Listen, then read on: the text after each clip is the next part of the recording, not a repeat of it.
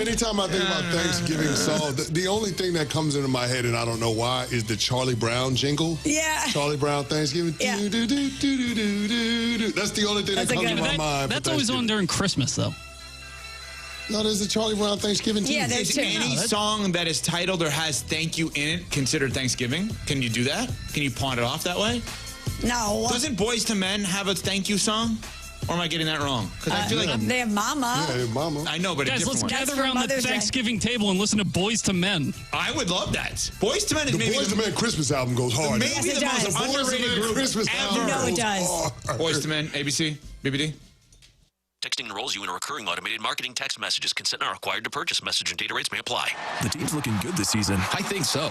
Man, I miss playing football. Ever since I turned 40, I just can't find that fire I used to have. Think it could be lower testosterone? What do you mean? I was feeling the same way. After 40, the body has less testosterone, and men lose their edge. That's why I take Nugenix Total T2. That's the testosterone booster, right? Yes, but Total T2 is their brand new formula that skyrockets nitric oxide levels in as little as 3 hours. Since I started taking it, I've been lifting like when we played for Coach Carter. My energy is way up, and it even spiced up things between me and the missus. Are they still giving out complimentary bottles? Yep, just send a text. Text AREA to 42424 for your complimentary bottle of Nugenix Total T2, the next generation testosterone booster. Text now and we'll include a bottle of Nugenix Thermo X, our newest, most powerful fat burner ever, absolutely free. Text AREA to 42424. That's AREA to 42424. These statements have not been evaluated by the FDA. This product is not intended to diagnose, treat, cure, or prevent any disease.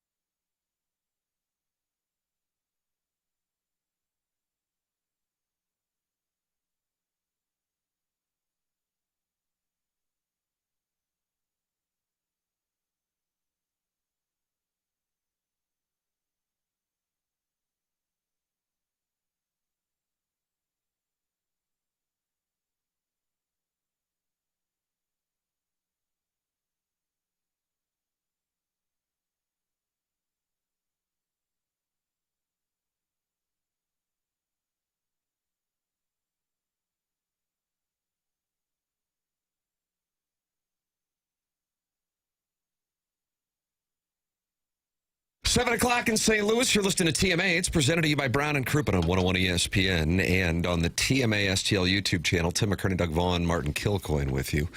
Jackson Burkett is on the ones and twos, and we welcome you to participate in the program. Text in, call in, email in, talk it over with other friends in the Michelob Ultra YouTube chat. It's all there for you. 314-399-9646. I'm going to say it again so you can save it in your phone, Doug. Okay. Air Comfort Service text inbox. 314-399-9646. 399-9646. So text in, call in, right, but email in, but don't stop by. Because that's the first day of the month. And that reminds me, Jackson, did you ever announce? I thank you for reminding me, Tim, because I know exactly what you're going to say about the listener of the month. The TMA listener of the month. Okay. For October, we had the Papal Conclave. The votes are in. And a gentleman who I think put out a great month last month, Shooter McGavin. Shooter McGavin. October. Is the listener of the month for October 2025 here on the morning after, and that makes her eligible for the listener of the year, which will be awarded. Okay. Doug, when do you usually do that? It's usually a third week of Advent? I usually forget because I don't pay much attention, but I expect it's in December sometime, I would think. That's a good assumption. Okay. All right, we'll go with that. Congratulations to Shooter McGavin. She is pursuing a medical degree at Washington University. Grew up on the Upper East Side and moved to St. Louis, and just loves this show. And we're grateful to have her. So, Doug, that's exciting that she could be the listener of the year. And she's a medical school student? Yeah, transplant. Huh. Okay.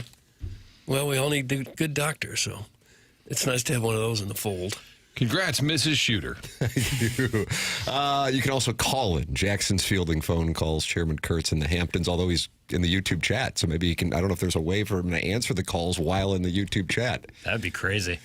314-974-0101. That is how you can call in and then just talk it over with other TMA listeners at youtube.com/TMA STL. The Hunter's in there talking to John Scores and the Nipper School Monitor along with Old Bill Reloaded, Doug, as they are celebrating a magical evening last night in our nation's capital. Well, I'm surprised you would even toss it to me because I'm not going to be much good to you after a performance like that. I'm just not. Maybe you can bounce back. Maybe as a younger man I could have. But another 6-1 bludgeoning, it's not easy for me just to pick up the pieces and soldier on. So you're off tomorrow, you're off Monday, and now essentially you're off I think so. today. I think so. You know, last place. 7 times in 14 games, they've given up at least 5 goals. Worst goal differential in the league by a lot, -21. The next closest is -13 from the Flames. You couldn't start any worse than this, could you?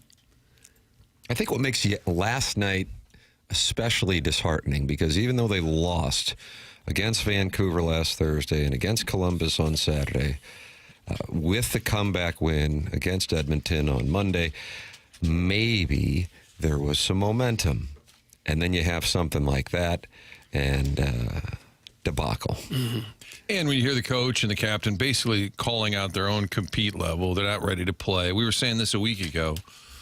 Heading into those 2 games where they at least looked better, they're not ready. They didn't start on time. It's the exact same theme that we heard for about 2 to 3 weeks, right back where they were. Yeah. So you had a little mini momentum, and now it's back to, and you're starting. It's fair now to say, okay, wait a minute, is this who they are? You still got a long way to go, and the other night was encouraging. You beat a good Edmonton team. You held McDavid and Draisaitl, Nugent Hopkins, no shots. I mean, it was a good, solid defensive effort, but yet this is kind of who they've been most of this season.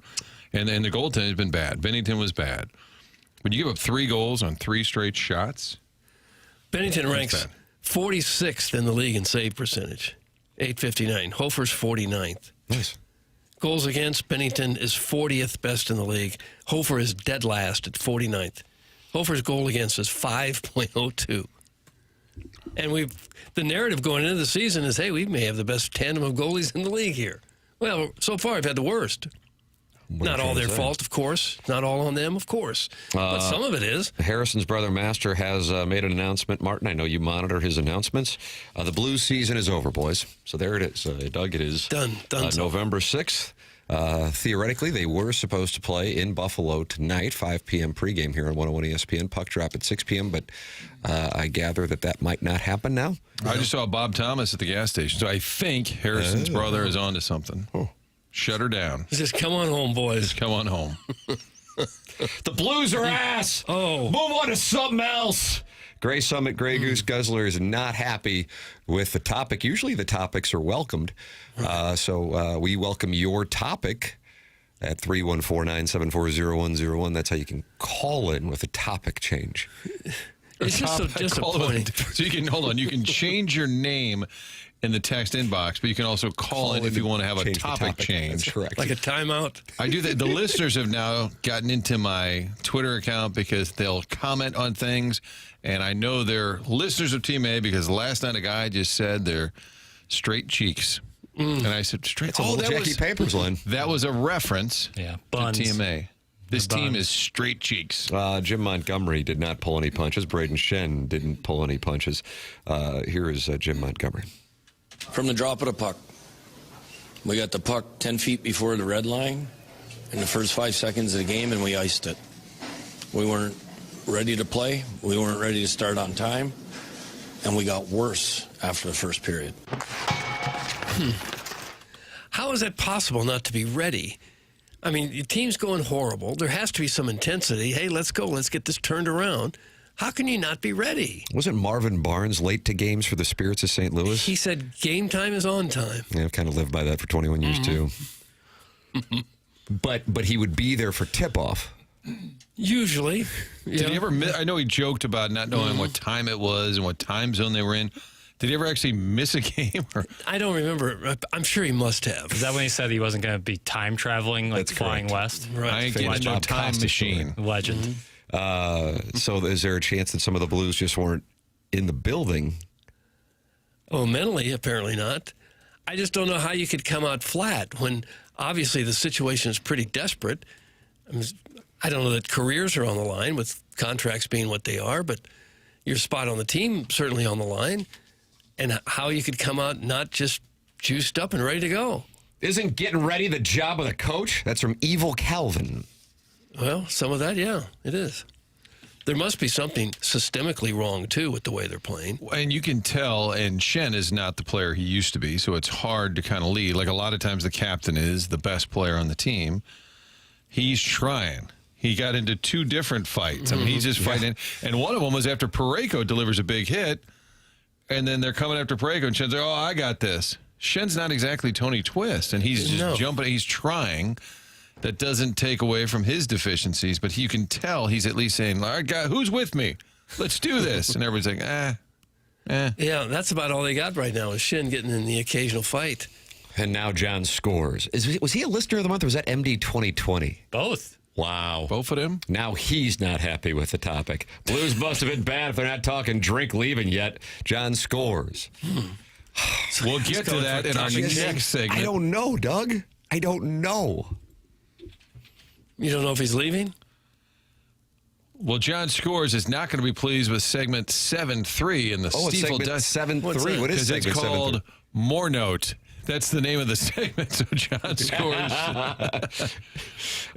More note, it's TNT's call of Jordan Binnington stealing Alexander Ovechkin. That might be the moment of the season. And the only thing I could think of, and I know we're getting that to the 7-3. We are because this thing is so mapped out. Yes. Was when Jason Smith, the Rams' #1 pick. Oh, great pick. Was down at Busch Stadium. A lot of times they'd have the picks hang out, batting practice, whatnot. And Jason Smith took a hat out of Albert Pujols' locker. Bad idea, and Gene. Everybody saw it happen, and he thought he was being just kind of, cheeky fun. And I saw the clubhouse guys sprinting after him like, where's that hat? Like, you don't mess with Albert's stuff. No. And then Binner, I guess, wanted a souvenir.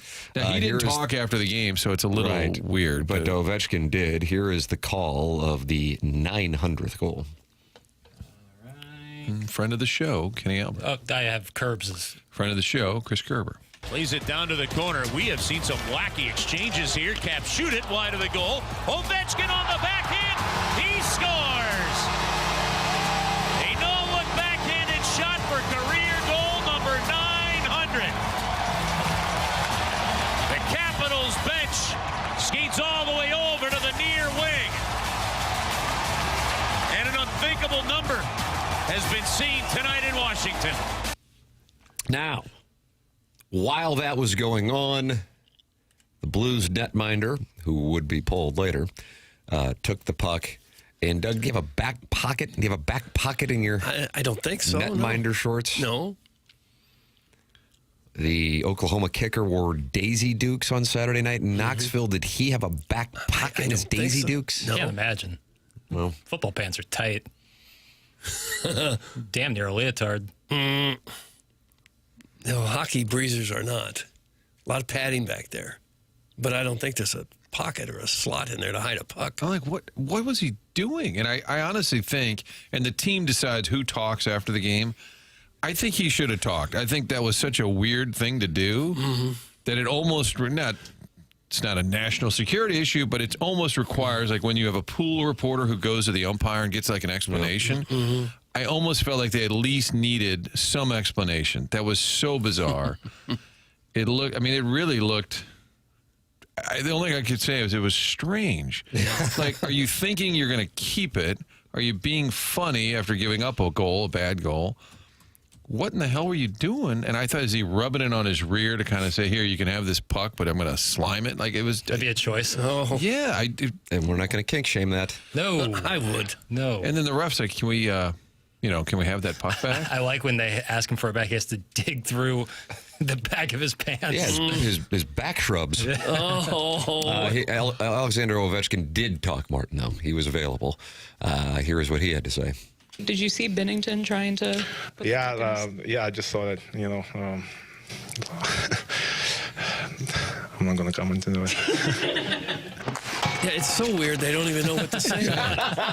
But I also take that as he probably didn't think it was too cool. I get being a competitor and maybe being, and Binnington gets banty at times, but in that moment, like, stop the puck. You don't need to swipe it. What are you in third grade? I mean, it was a great shot by Ovechkin. Kind of not even looking, backhand.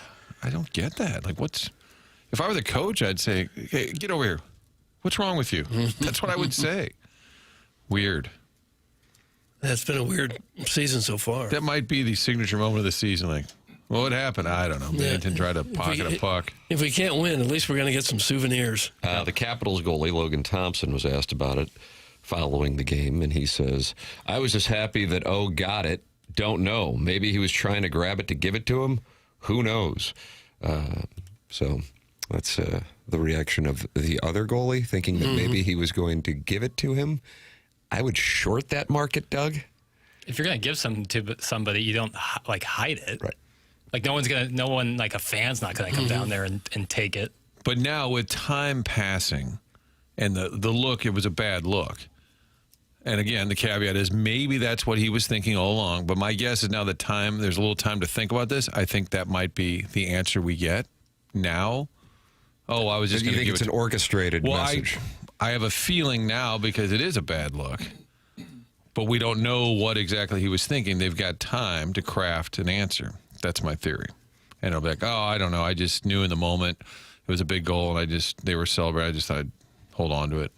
I just feel like that's coming. Well, you've upset Sharon and Clayton. Oh, no. He was just messing around. Holy hell, Martin, lighten up. Sharon and Clayton is not happy with your opinion. How'd that feel?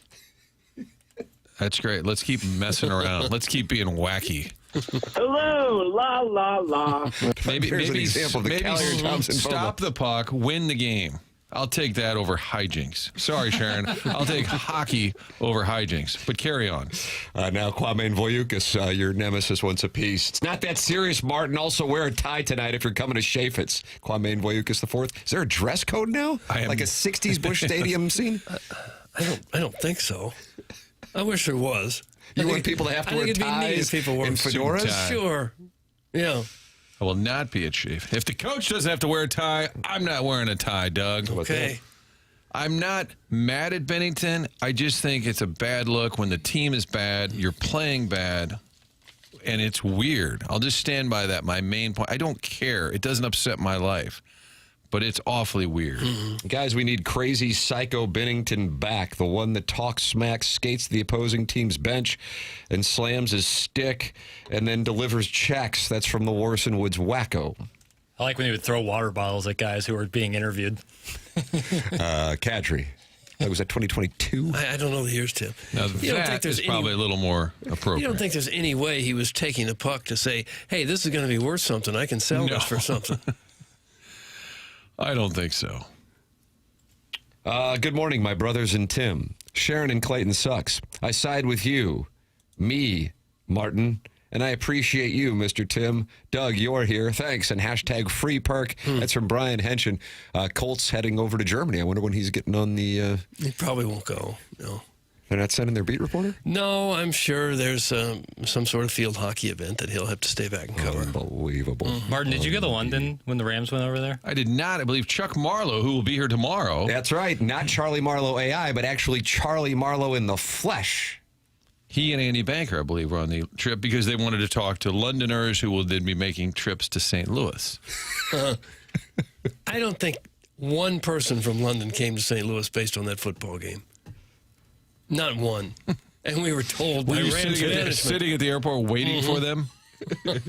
I would say the majority of the texters, Tim, are on Team Binner saying, I need to lighten up. I'm not mad about it. I just think it's a bad look. It's weird. Hunchback of Von Castle is on your side. Team Martin, antics don't work when you're ass. That's from the Hunchback of Von Castle. I just want to know. Now, if he said, hey, I was just having fun, okay. I think we needed a little clarification on that. And I don't think Monty and the boys particularly are going to answer that one. Now, Sharon and Clayton was going to go to Scotland with you, but she's out. That's it? Was seriously considering the Scotland trip, but now not so sure since I'll be spending a week with such a tight ass. You're getting owned right now. There's Charlie Marlowe AI, the real Charlie Marlowe. I do want Chuck will be to here answer. for an hour tomorrow. I want him to answer the context on all of these great drops. Chuckles Marlowe in the studio tomorrow. Doug vacationing in the Hamptons. You're going to go down to Columbia for the Missouri game, but then get back in time for your son's wedding. I won't be going to Columbia. No, just got stuff to do for the wedding. And plenty of it. It's exciting stuff. Yeah. It is, yeah. So I can't go to Columbia. You got a big speech prepared for the rehearsal there? Oh, not a big speech. No, just something real brief. Get a prompter? I don't have a prompter, no. This is something I kind of live by. Make it about you. Yeah. Oh, Make it absolutely. about you. Yeah, that goes without saying. You're the star. I think so. Do you have somebody introduce you? Do you have walk-up music? Working on all that today. I'll get it put together. I like that. Got a production company coming in. Nice. Do you have a teleprompter? Yes, I'll be in makeup for an hour or two, I think. I think it's like a 3 or 4 minute thanks for coming speech. That's about it, right? That's what they told me. For most rehearsal dinners I've been to, it's brief. Yeah. I've seen some people use it as an opportunity for them to platform themselves. What do you mean platform? Well, sometimes it's like, all right. To do a social media influencer campaign? Sometimes they start ad-libbing and it gets away from them. It's like, ooh, let's get that cat back in the bag. Yeah. And then just, brevity is important. You got to think what the audience would want. Right. And the audience would want a little, not a lot. Right. They want to go back to drinking and conversating. Right. That's right. Right. Just acknowledge everyone and then move on with the show. Yeah. I think you got the perfect mindset, though. Okay. Kitty Bates has already seen your speech. Doug's speech starts with, thanks, Van. I'm television's Doug Vaughn. So you're going to be Van, too, is emceeing the rehearsal? I haven't really written a speech, but it's not a bad way to start it. You can send in your suggestions at 314-399-9646. Jackson has Charmed up on the monitors here. And Doug, you remember that was Shannon Doherty. Who else was that? Alyssa Milano. And who was the third member of the Charmed trifecta? Well, it's a great program, Jackson. Thank you for putting it on. What was up with the mid to late 90s and the early 2000s where chimps were used a lot as like... Well, I think it's because Michael Jackson took one as a date. Is that Bubbles? Yeah, it was Bubbles. Yeah. And so that kind of set the stage. What's weirder, the fact that he had a chimp as a date, or or that it was named Bubbles. There's that, but that's a distraction from taking young Emmanuel Lewis as his date. Like we would call that a red flag in some. I would think so. Close friends with Macaulay Culkin. Also but we odd. Didn't seem to think anything of it at the time, though, did we? Well, that's because he was so dressed up. Yeah. Your thoughts on Michael Jackson dating sitcom stars and also chimpanzees from the mid-1990s? Jackson's going to cover that on Movie Boy? Yeah, I just feel like there was a lot of movies with chimps in it. I think Matthew LeBlanc was it Ed, Doug? Where he was a baseball player and the monkey was pitching. Oh, I yeah. think. What's up with that? Yeah. Jason Alexander, George Costanza had some movie in a hotel with a chimp. Clint Eastwood did a movie with an orangutan. It wasn't him just driving around for like 2 hours with the chimp? What was the deal with it? I guess producers thought it was so darn funny to have a monkey sit next to a person. They couldn't resist it. Was BJ and the Bear, was that a monkey, Doug? I think so. And the monkey was called Bear? Mm-hmm. And he was a singer, BJ? I remember going to the zoo years ago, like in the 60s as a little kid, and they claimed to have a monkey that could talk. His name was Mr. Moke. Is that name taken? That would be Mr. Moke in the text inbox. Very available. They'd bring him out on the stage, and the monkey would go, "Mama." See, he said mama. Mr. Moke can talk. He cannot. Just a normal sound a monkey might make. No, he's a talking chimp. Yeah, Ed, it was with Matt LeBlanc. People should go look at the poster of that movie. And that was nominated for Best Screenplay? Yeah. Didn't win. 96, yeah. I think Silence of the Lambs beat it out. That was 91. Dunston checks in, getting a lot of texts right now, Jackson. I don't know what about Dunston checks in, Doug. Have you seen Dunston checks in? I haven't. There's a lot of them, Maybe you give that tomorrow night at the rehearsal dinner as a gift for those who made their way from far away. A little DVD of Dunston checks in. Tim, you have a lot of trivial knowledge. Did you know that the show BJ and the Bear was about BJ, the driver, professional freelance truck driver, and his Kenworth K100 with his pet chimpanzee who was named Bear, named after Bear Bryant. Oh, is that right, Paul? Doug, was that Houndstooth that he wore? It was, yeah, Houndstooth cat. Why the bear? Why the chimpanzee was named after Bear Bryant? I cannot help Would you want to deal with a monkey if you were an over-the-road trucker? No. What a hassle. It seems like a death sentence. You guys are talking chimps for 4 hours every day. Doug, that's Eric in the Central West End. Jackson finds him attractive, but he's not attracted to him? Yeah, that would be accurate. Mama. That's all Mr. Moke could say. And we were supposed to be amazed by that. Get involved on the program. Collier and Thompson phone lines 314-974-0101. That's how you can call in. Then you can text in 314-399-9646. And, of course, talk it over with other TMA listeners. Open up your YouTube app, and then you type TMASTL. You subscribe to it, and then you're in there with Walrus King, Lex Luthor, who is talking about the Trailblazers handing the Thunder their first loss last night. Chaim Bloom's spreadsheet, Too Fat to Kayak, Safari.Elvis36, and John Scores. They're all in there, and they're all talking it over with each other. Now, if your dauber's down because of the Blues' performance, maybe Mentality can help your cause. Mentality is a longtime TMA sponsor, and Mentality says that if you are thinking that you might be dealing with low testosterone, get tested, because they test free testosterone, something that some places don't do. You can go to mentalityhealth.com to get tested. It is Mentality, and they are a St. Louis-based clinic that can help you out. If you or your family have seen a change in yourself, not quite yourself anymore, struggling to focus, no energy for the people you love, Mentality could help you out. Get tested. I've been tested at Mentality. It's very easy. You're in and out within 20 minutes, whether it's low energy, weight gain, or just that feeling that something's off. Mentality can help. So stop being tired of being tired. Get back to the guy you used to be. Visit mentalityhealth.com and reserve your spot today. The program's called TMA. It's presented to you by Brown and Crouppen on 101 ESPN.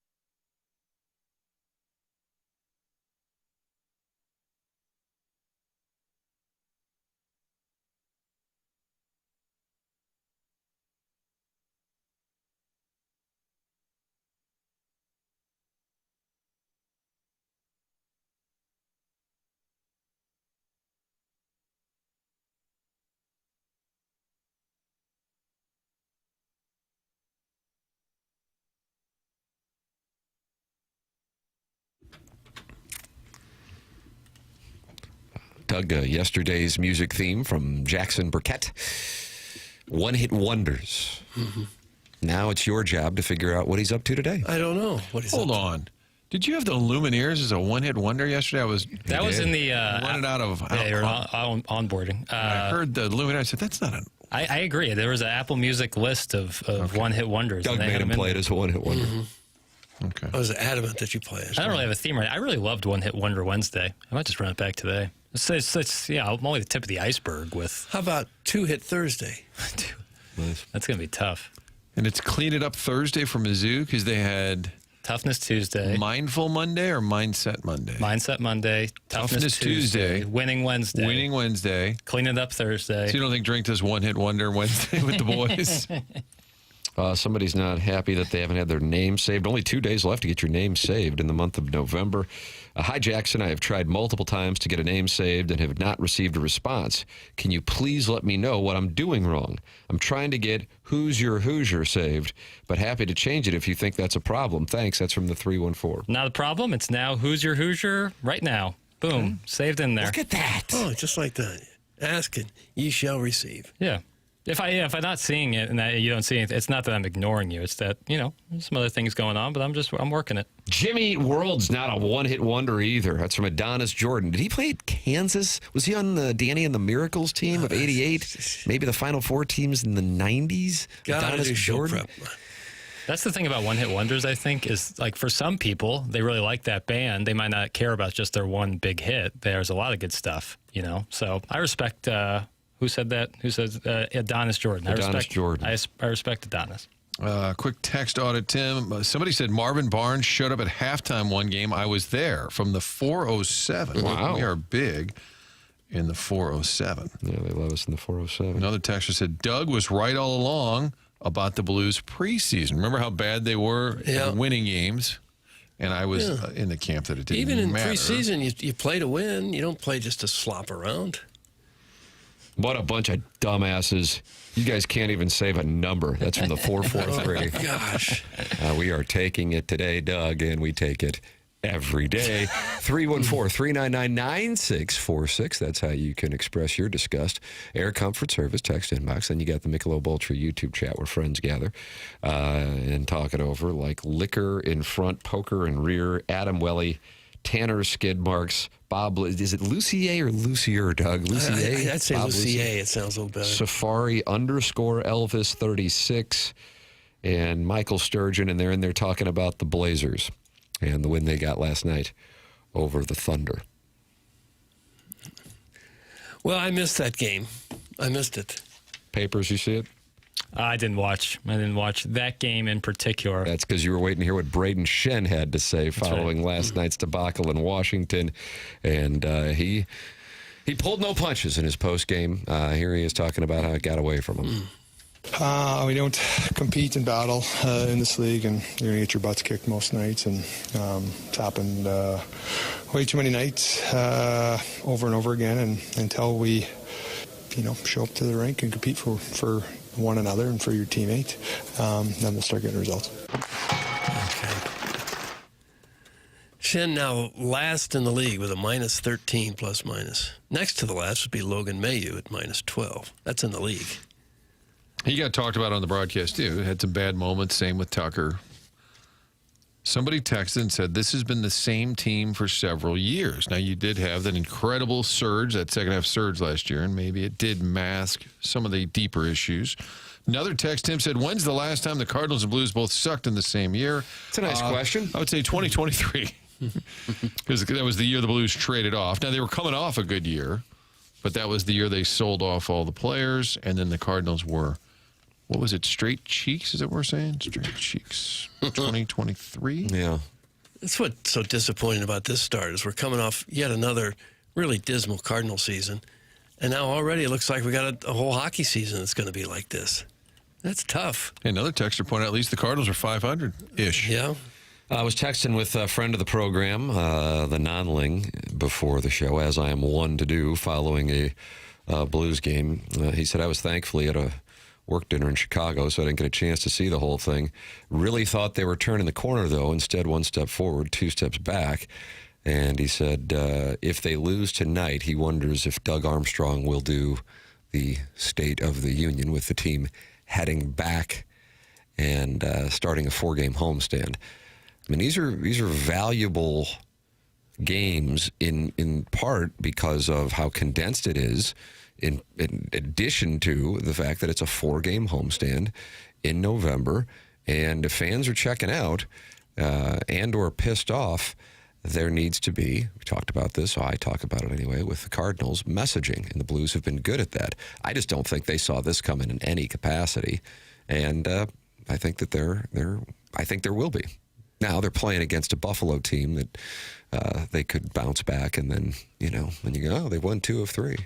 But I would expect something from Armstrong. I agree with Anandling on that. What do you think, Martin? You like to handicap the Doug Armstrong? I thought maybe last week we'd get a little state of the state from Army, but I think we're getting close to that point because a lot of times he'll do it too because he feels like the coach is having to kind of bear the brunt. So he's going to come out and he'll call out. The coach can't say these players are straight cheeks. I think that Armstrong doesn't mind calling out the whole team. Now, you could also point out, well, you put the team together, but that doesn't matter. This is his typical stance. Yeah, I'd say if you have a real dud tonight, you could have an Army Friday where he says, come on out to Centene and I'm going to call out the whole team. Yeah.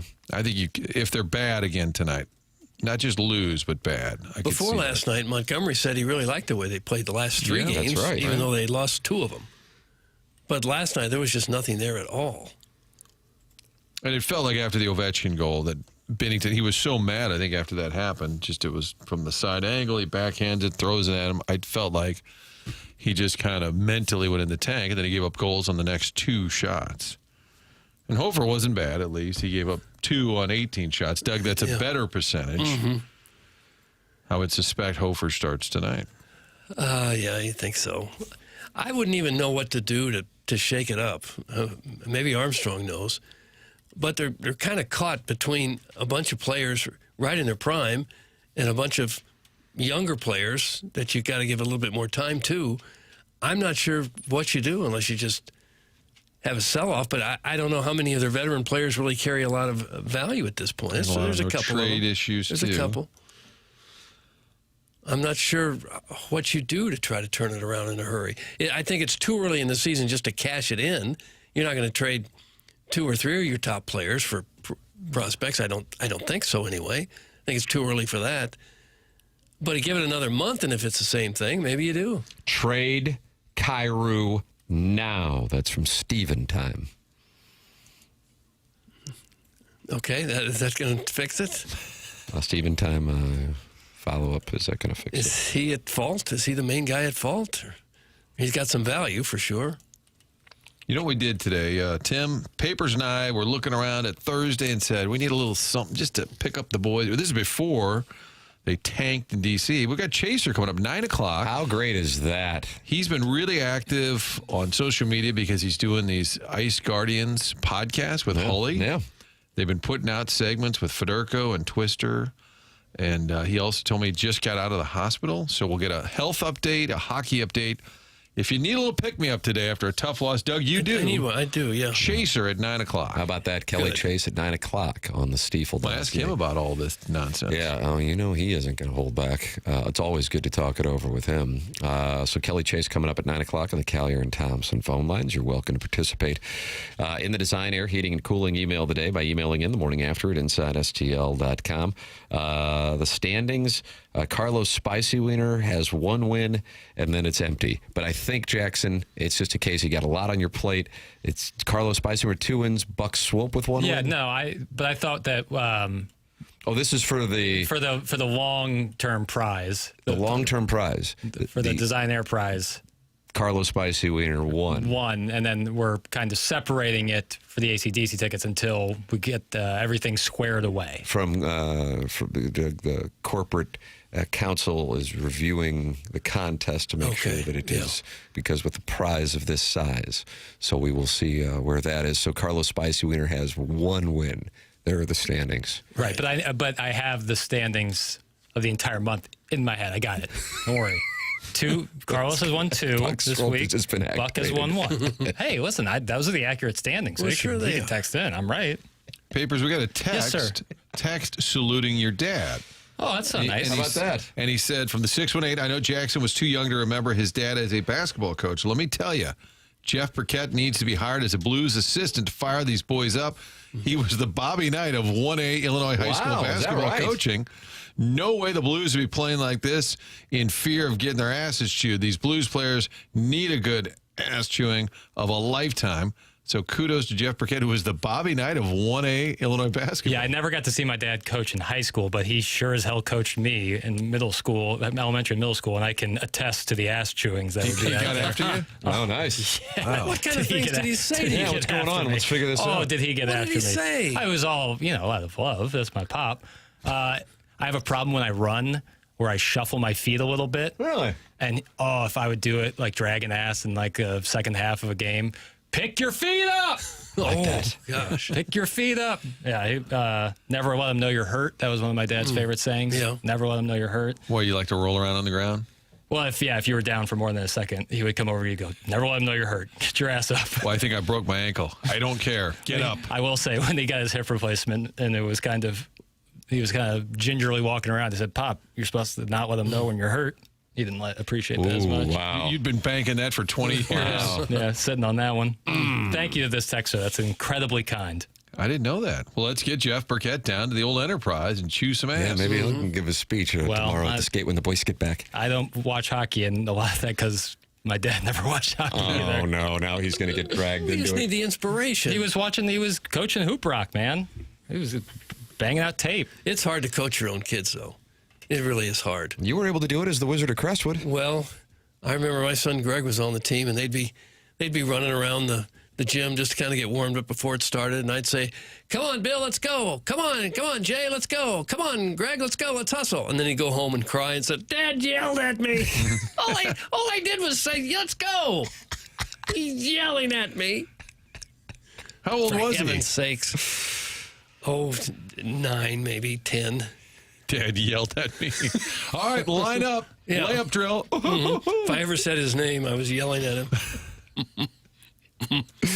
Get involved on the program. The morning after at InsideSTL.com. Design Air, sponsor of our email of the day. That's Seth Goldcamp and the great people at Design Air Heating and Cooling. It's designairservice.com. Go there. In about 2 minutes, you can set up your furnace tune-up for the cold weather. Pretty glorious considering we are on November 6th. And, man, it was like perfection yesterday. And it's going to be very nice today. High of 65.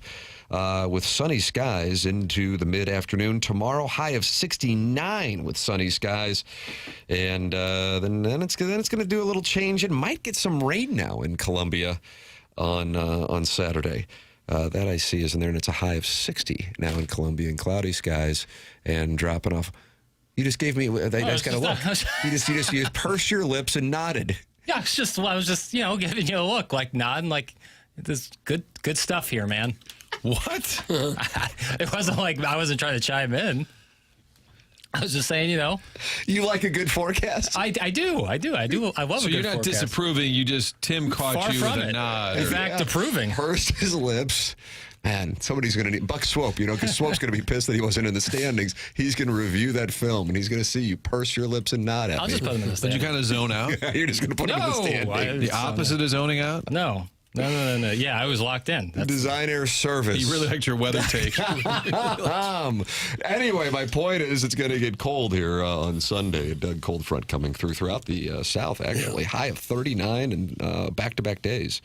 But then we get another warm-up next week. It looks pretty good here, considering we'll be getting into mid-November. Design Air, longest-running sponsor on the program. Martin's a client, Doug's a client, I'm a client. It's Design Air Heating and Cooling. All right, take a break, come back more TMA, 101 ESPN.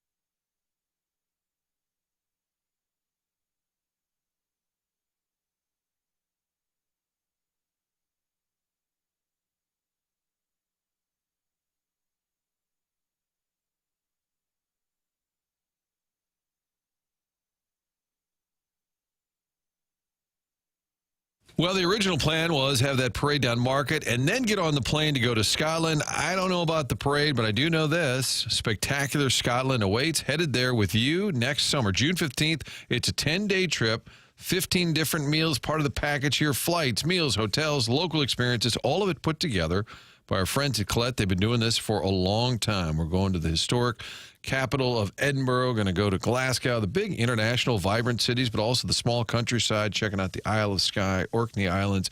Beautiful, breathtaking landscape of Scotland. It certainly is one of those bucket list trips. Been talking about it with my wife for years. Got to get to Scotland next summer, June 15th, departure day, and we're going to map it all out next Tuesday. Our friends at Altair Travel putting together a Zoom meeting to just go over all the details, start the planning now. You can call Sherry at Altair Travel at 314-968-9600. 314-968-9600. Get on board. We're going to Scotland next summer. We'll plan it out next week. Find out all the details through our friends at Altair Travel.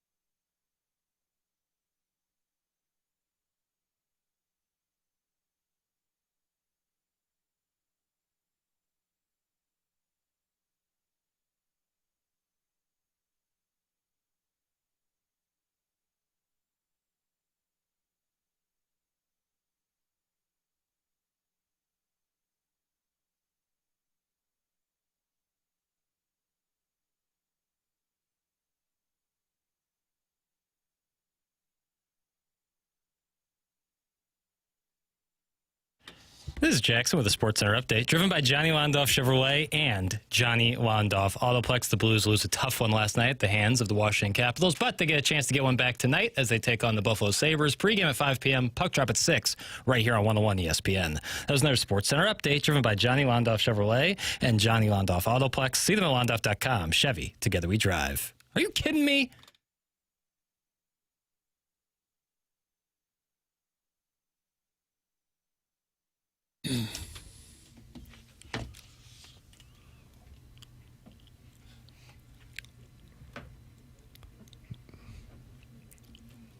You like this, Doug, or not? I don't know. Well, I guess it's okay.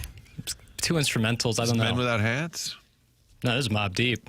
Prodigy. Dexy's Midnight Runners. Oh, we're not doing One Hit Wonders. What are we doing today? I haven't decided yet. Just kind of feeling out the vibes. Okay. Are you under construction? Under construction? Yeah, constantly. I think we should all be under construction, trying to better ourselves.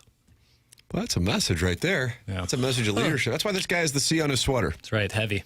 Speaking of construction, I heard they got some of the Highway 70 construction done between like Kingdom City and Columbia or something. Oh, is that right? Really? Some of that area out there just got done. They had a big celebration on Monday. Yeah, that one lane thing you take right in between there for about 4 or 5 miles, you can't even sneeze or else you're going into that barrier. Yeah, that's the truth. They're papers. Yeah. Any of you guys go around 270 and 40 yesterday?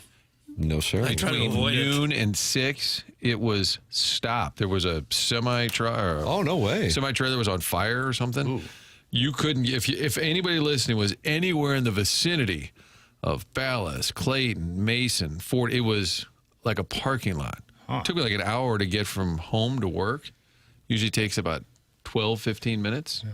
Brutal. We just don't have that. And I was thinking, if you lived in Atlanta, Chicago, you just get used to that, just sitting there all day. Time spent listening, though, Tim. It's good for that. Right. You'll find that at the score, Jackson. You'll find that out. Hey, Tim, I listened to yesterday's show, and you were talking about Stephen A. Smith being on General Hospital, and the female caller who called in to tell you guys about it, it was not the Baldwin Beer Bitch. It was me, caller Jen. As you say, do some show prep. JK, have a great day. Caller Jen is the one who called in, Martin, to let us know that Stephen A. Smith was on General Hospital. Okay. There it is. Not the Baldwin Beer Bitch. Okay. My apologies to caller Jen. Yeah, do some show prep, Tim. It is show prep season around here. 314-399-9646. Save that number in your phone, and now you're communicating with the program. Plus, for today and tomorrow, you can get your name saved by Jackson Burkett, which increases the chances of being read on the program substantially. Just come up with a name and then text in. Then you can call in, like caller Jen has, 314-974-0101. And if you would like, you can talk it over with other TMA listeners while watching the program. 226 are in there right now. YouTube.com/TMASTL. Can Jackson's dad call in and chew Jackson's ass about not playing any effing drops? Hey, that'd be nice. Maybe he could call in and rip you a new Rusty. No thanks. I've had plenty of those. I don't want to make it seem like Dad was just constantly yelling at me. You didn't get in a lot of trouble as a kid, No, did you? because my dad was a middle school principal. His job was chewing out kids my age. Yeah. So I wasn't going to, I wasn't doing that. Yeah, I do feel we need to keep this from getting off the tracks where your dad was like a lunatic. No. Passionate ball coach. And a great ball coach. And taught me more lessons than I probably even know at this moment. Can middle school principals still scream at kids? Or is that I don't know. done now? Not anymore. I don't know. I honestly don't know. I assume if you do it right. I don't know. I think you have to be really careful with any discipliner.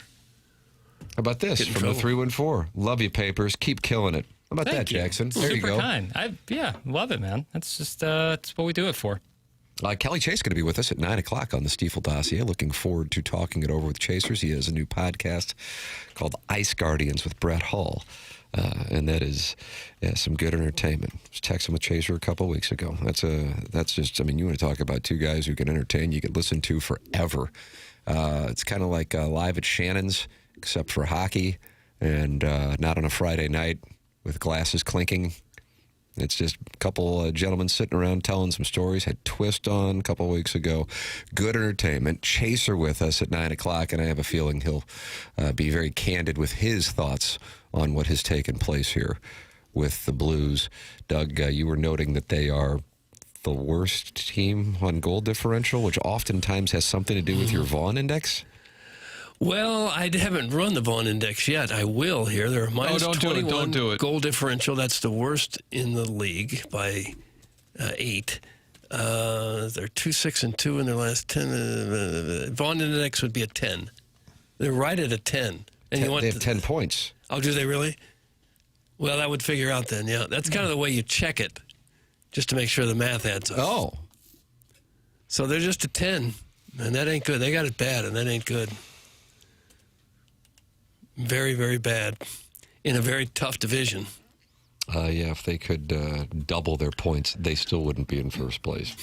So it's in the early going, but at some point you go, okay, all right, it's 14 games. They're on a pace for 58 points this year. That's probably not going to get in. It's a tight read. Here is Jim Montgomery following last night's festivities. He was none too pleased. Wouldn't think so. This one being an unacceptable loss. Well, this is unacceptable tonight. It's that simple. We have to dig in and starting tomorrow morning when we wake up, have a good skate tomorrow, and get ready to play the Sabres tomorrow night and show up for our fans, our city, and our owners. Sounds a little defeated there. Showing But you up never for know. the He'll come fans, back. for the city, and the owners. I mean, that's going to that is a big picture. You got to play with pride. That's what that statement meant. Like, where's my... That's a condemning statement. Where's the heart of the team is what he's saying there. And it is ultimately about the fans and the ownership. They're the group that's here forever.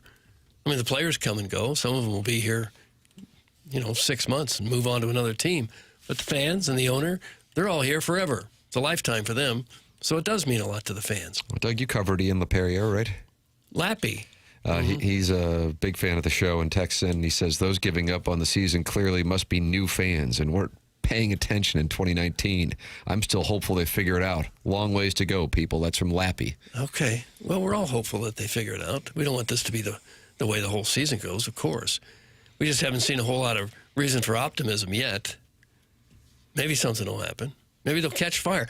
If we could just get hot, we could get out of the cellar. We haven't said that in a while. I think that's been missing. Hot. We could win this baby. We could get out of the cellar. Good morning. In my almost 40 years on this earth, sports have never been worse for St. Louis. That's from the Hunchback of On Castle. Doug, how's that make you feel? I think it's probably true. How are the sports? Are they great? I think it's probably true.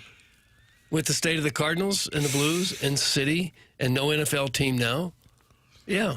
Well, how about on Saturday, Doug? Mizzou beats Texas A&M, and in the postgame, Drink announces he's leaving. How about would that do it for you? Yep. The weird thing last night is Binnington was really good in the first period. He was making a ton of great stops and keeping them in the game. It was only 1-0 after that first period.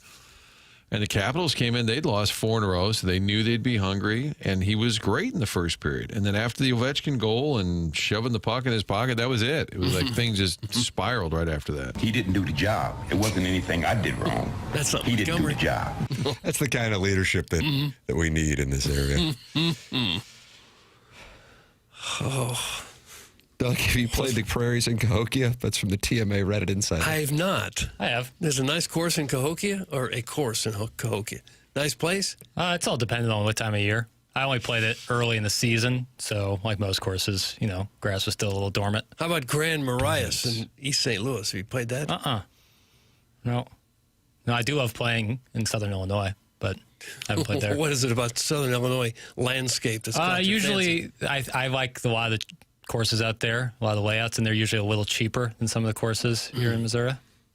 And that's just because of the dues at Bogey and St. Louis and Log Cabin. Well, right, yeah. And, I love playing Mondays, so how am I supposed to do that when they're all closed? So that's when we make our trip over to Fairview Heights, check out some of the local courses there. Really? Yeah. And you call them the rurals, right? You're like, I'm going to go over there and see the rurals on Monday.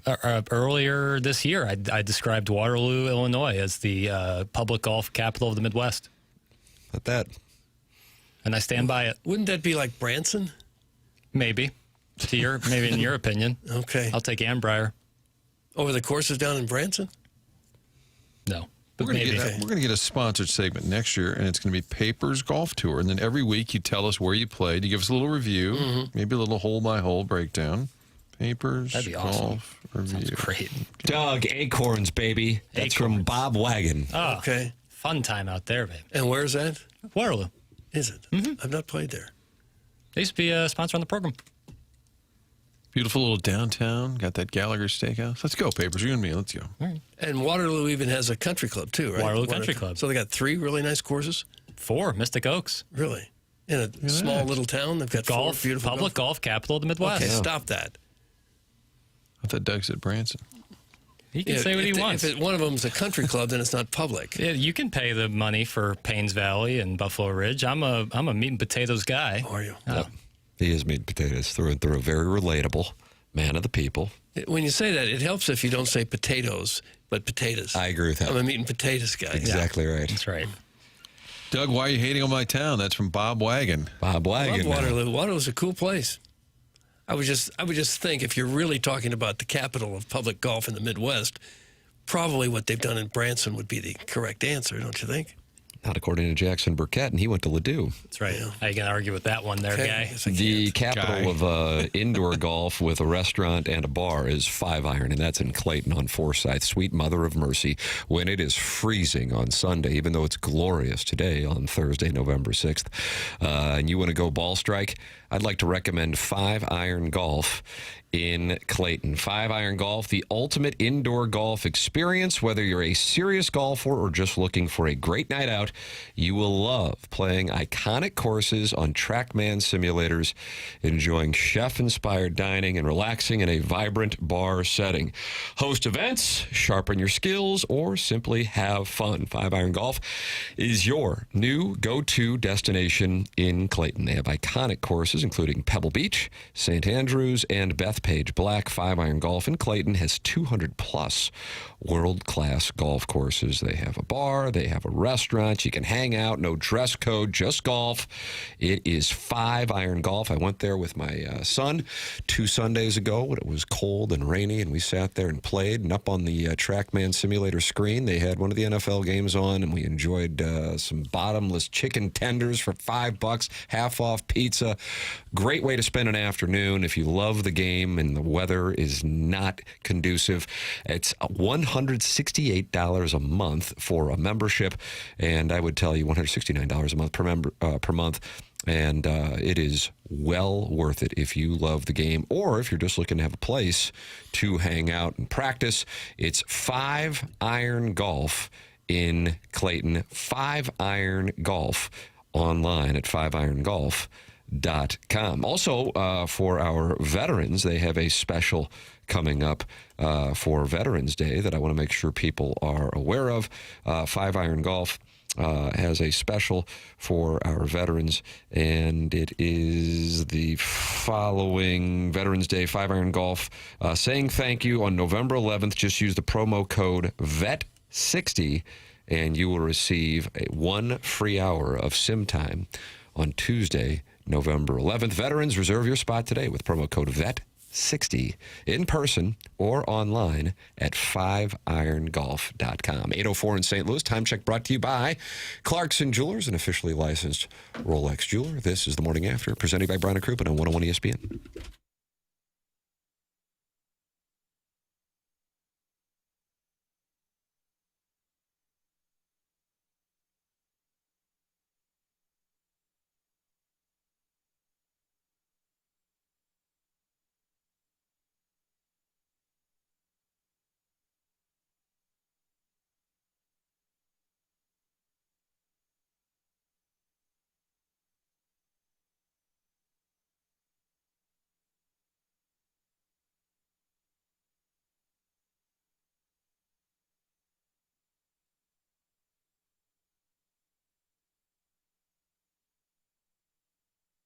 Michael's Flooring, family and locally owned for over 30 years. Michael takes pride in helping and making sure his employees are happy and making a great living. And that then is passed forward to the customers. You can go online right now at igotfloored.com and get 3 samples free from Proximity Mills. Michael's passion is flooring, And when you order from him, he wants you to have the best experience for the best price. That's why he is making sure he gets the best installers and giving them $7 a square yard, which is awesome compensation in this industry. If you're a carpet installer, go online at igotfloored.com. Just come in or talk to them, and you're going to see the difference. They want to make sure they suggest the best thing for you and not pushing what corporate's selling them they have too much of. It's Michael's Flooring with 3 locations in the St. Louis area: Creve Coeur, Darden Prairie, and St. Peter's. Come see why people are loving getting floored by Michael, and make sure you visit igotfloored.com.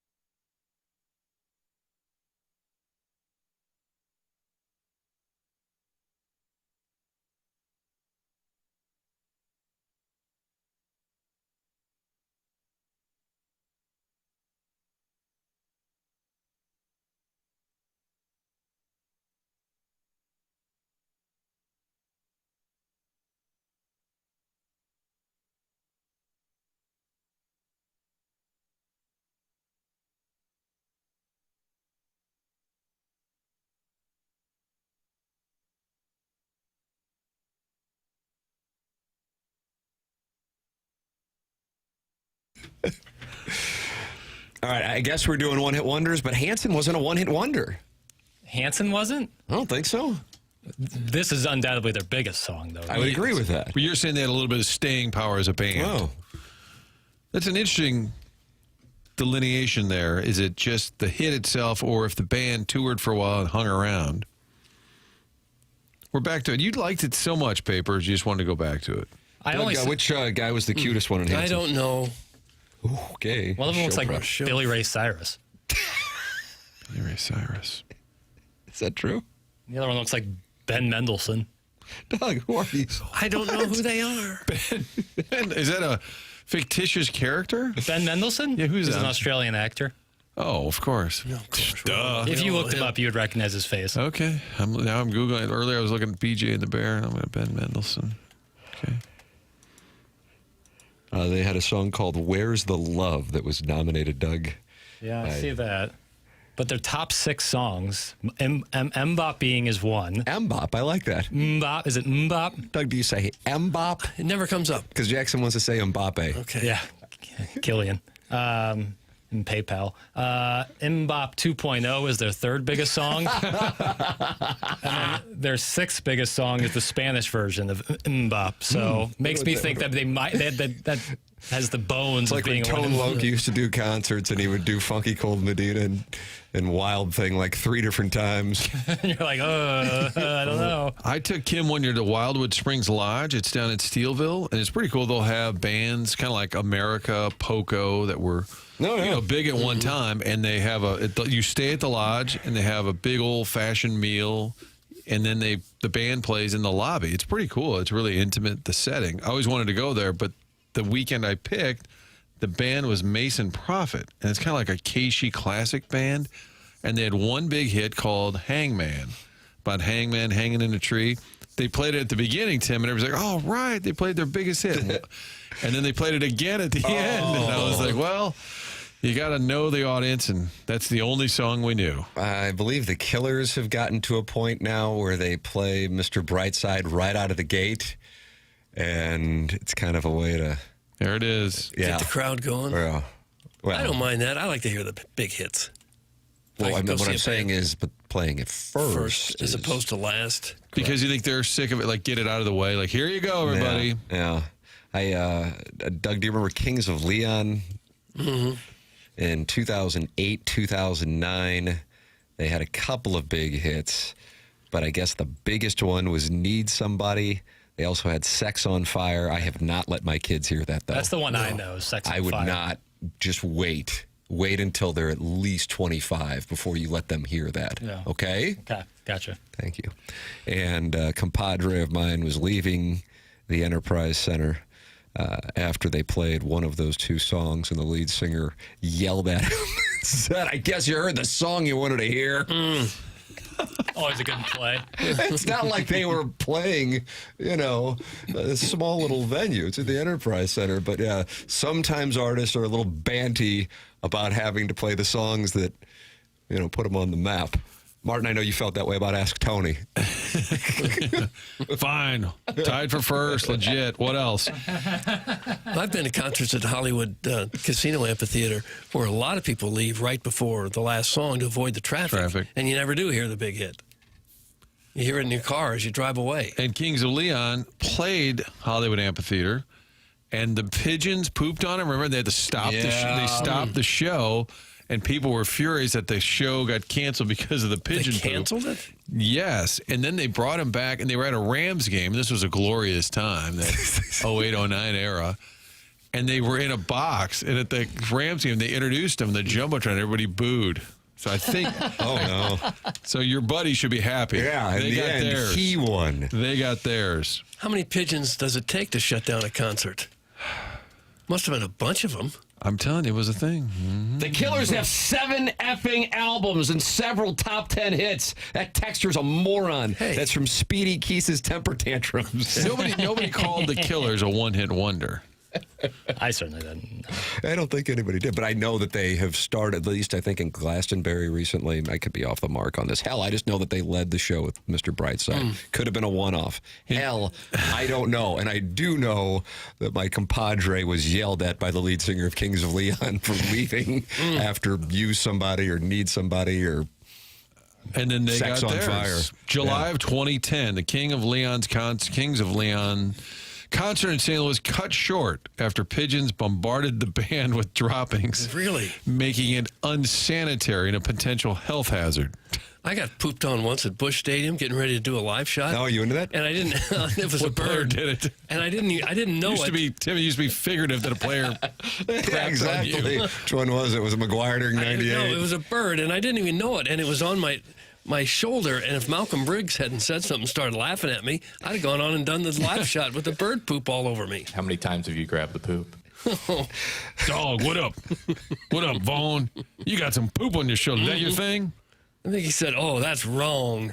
LOL, clutching pearls for the Killers. Shut up, dork! Ah, come on. Tito Bravo. I don't even know what's going on anymore. That's my kind of music. Would Jim Stafford play that first, Doug, to get it out of the way? And then again at the end. Yeah. My girl, Steve. He would just have a variation. Tim, you always tell that story of when you saw Hove and Kanye at Vegas and they played Paris, 11 times in a row? Yeah, that was how they finished the program. N-bombs in Paris 11 times. And you know what Jay-Z would say, Doug? What? Again! Oh. And then the place would just go, you know what it'd be up for? No, snatch grabs. grabs. That's right, snatch grabs. That's exactly right. Well, give them what they want. Yeah, give the people what they want. I think that was December 2011, if you want to check the set list. I don't know. Boy, what a fall. Yeah. David You got Freese. married that fall, too? I got married in November of 2011. David Freese in October 2011. Hove and Kanye, your guy. Yeah. In December of 2011. Wow. No. It's a hell of a fall. Well, fall time is here. Yeah, is it ever? And I think Missouri played North Carolina in a Shreveport Bowl or something, too. So everything was happening. Nice. Last year in the Big 12. You're right. Oh, getting ready. Mizzou basketball was real good that December. Guys, I saw Soft Cell in college. They opened with Tainted Love. The second song was called Sex Dwarf, and then the third song was called Tainted Love again, and then they left. And the worst one was Wacko. Played 3 songs. Guys, Kanye opened for U2 in 2005 at Enterprise Center. That's from the 314. And 314, I was there, and I can confirm, and it was right after he put Mike Myers in a bit of an awkward spot during the Hurricane Katrina fundraiser, and the St. Louis audience did not welcome him with cheers when he opened up for U2, that show. I think that was that December 2005? I don't know. So that had been College Dropout? That would have been the album he'd been playing? And Stacey Dash was in that video? Yeah. And Stacey Dash has been on this show, friend of the show. I think Stacey Dash once was really funny. Like 8 months after DMX died, she hadn't found out that DMX died until like 8 months later, and then posted a video of her crying about DMX's death like months later, but she had not found out about it. Really funny. Which I want, like, it'd be like you, Doug, being like late reacting to someone who died in like 2003. Well, if you're just hearing about it. Yeah. The Blues suck the most ass I've ever seen. That's from Choke Artist 1.6, whose name, of course, pays tribute to the Magic in Manitoba. Well, an earlier text said they have the Atlanta Falcons hangover after having a horrific playoff exit that's still affecting them. The 28-3 debacle? Yeah, saying that exit last year is still haunting their psyche. I don't buy that. I don't either, but I just read it, Doug, and I know, passed it along. but I'm saying he's wrong. When you're an athlete, you're not constantly thinking about what happened months ago. Every night you go out there ready to play, pumped up, skating in front of a big crowd. You don't think about something that happened last year. Not to the point where it has an effect on how you play. I don't buy that. You can have the Rams, I think, had a collective building funk after losing that Super Bowl. 2002 started Doug was at 0-5 or 0-6, and then they wound up beating the AFC champion Raiders at the Dome. Was that Jerry Rice? I think it was. It just led to some dysfunction. So there can be some other effects after a devastating loss, but I don't think that's what. I could see how it could have organizational dysfunction. Yes, organizational. Thank you. But I can't see as an athlete how, when you step on the playing field, how you're thinking about anything other than the play that's right in front of you. I saw Los Lonely Boys open up for a middle school band at Mr. Steak. That's from the 817. You like that, Mr. Steak? I remember it slightly. Was it a giant steak head and little legs coming out? Was that Mr. Steak? Yeah, man, probably get the guys on. Stupid text. I'm not going to do it.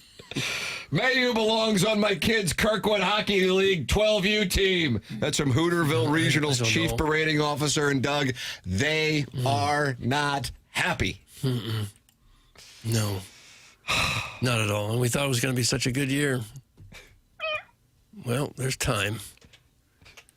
There's a lot of time, Doug. Yeah, a lot of time. Way too early to give up. You don't write off the season, but you do have reasons to be concerned. It's a theme. Boy, that stat, and it's the 8 regulation losses.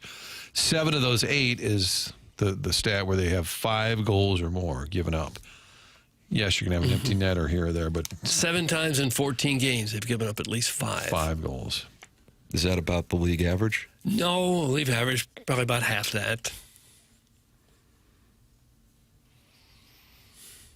So what do we do? What will we do? We don't give up. Kelly Chase is going to lift our spirits at 9 o'clock. Stiefel Dossier. There you go. Don't give up. Okay. Don't give up. But if you want a podcast, Schaefer Door sponsors it. Doug, tell the people about Schaefer Door Company. And don't give up if your garage door doesn't work. What you do is you call Schaefer Door at 636-782-3608. Call or text or get on their website at schaeferdoor.com. Let them know what happened. That happened to me. My garage door groaning and sounded like it was going to die every time it went up. Yes, every time. And so I called Schaefer Door. Jason Gostro came right out there, got me fixed up real nice, and he got it fixed up toot sweet. That's what they do.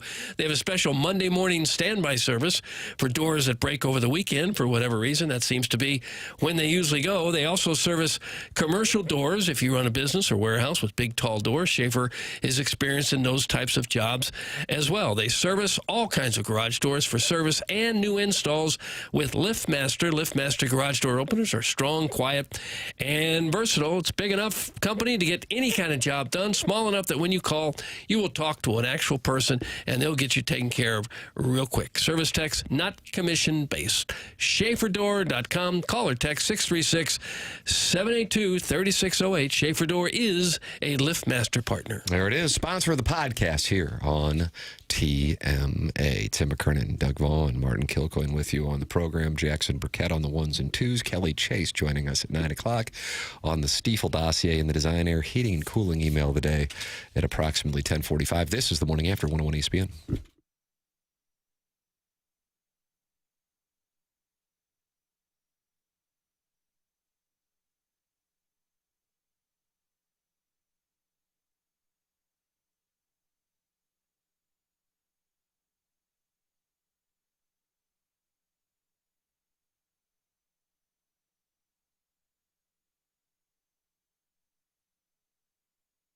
A great website that tells the whole story. Excuse me, that's 1879distilling.com. The story of how the folks at Village Bar out back inside that barn have started this distillery making award-winning spirits, handcrafted small batch spirits, and you can taste the difference when you order an 1879 rye whiskey, 1879 Red Barn vodka. They have the flavored vodkas. I think there's 6 different flavors.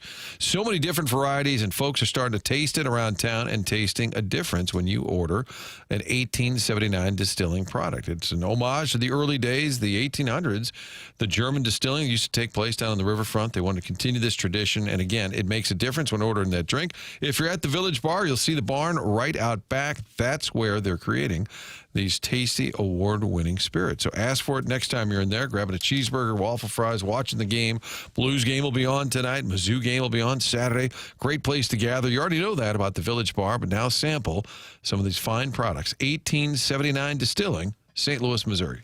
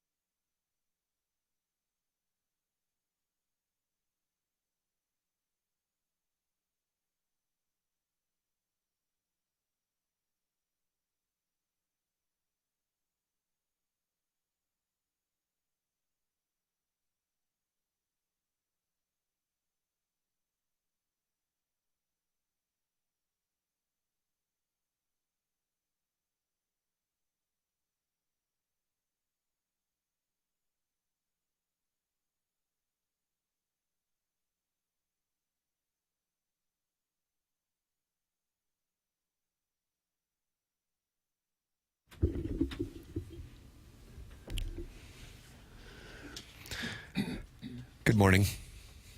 My name is Tim McKernan. Why? I'm just a meat and potatoes guy like you. From South St. Louis. Hard worker.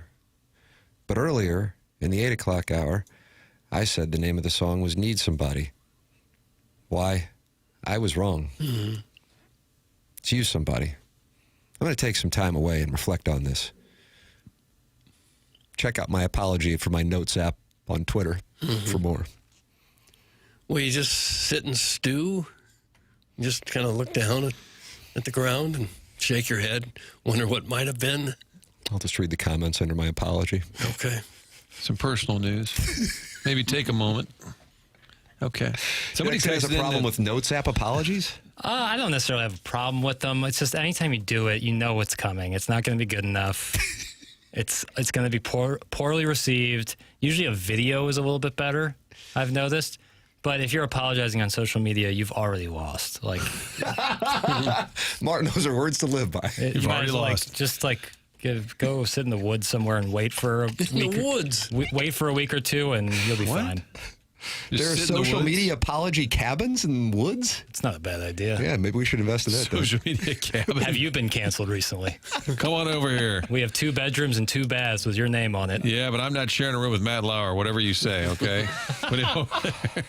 By the way, there's a song apparently about Kings of Leon getting pooped on. Somebody sent the link to the song. Another person said their wife worked at Riverport at the time, and that the pigeon poop was just an excuse that allegedly, according to the texter, that they had been overserved maybe and had too much to drink, and that was just an excuse. They were overserved, so it was a bar owner's fault. That would make more sense to me than pigeons, because it would literally take hundreds of pigeons constantly pooping right on you in order to shut down a concert, right? Now we need to hear from somebody who was at the concert in July of 2010. 314-974-0101. We'll hear from you on the Callier and Thompson phone lines. We'll hear from Kelly Chase on the Callier and Thompson phone lines at 9 o'clock. Tim, you never have to apologize. You can have all our wives. That's from the recovering alcoholic from Belleville and Webster Groves.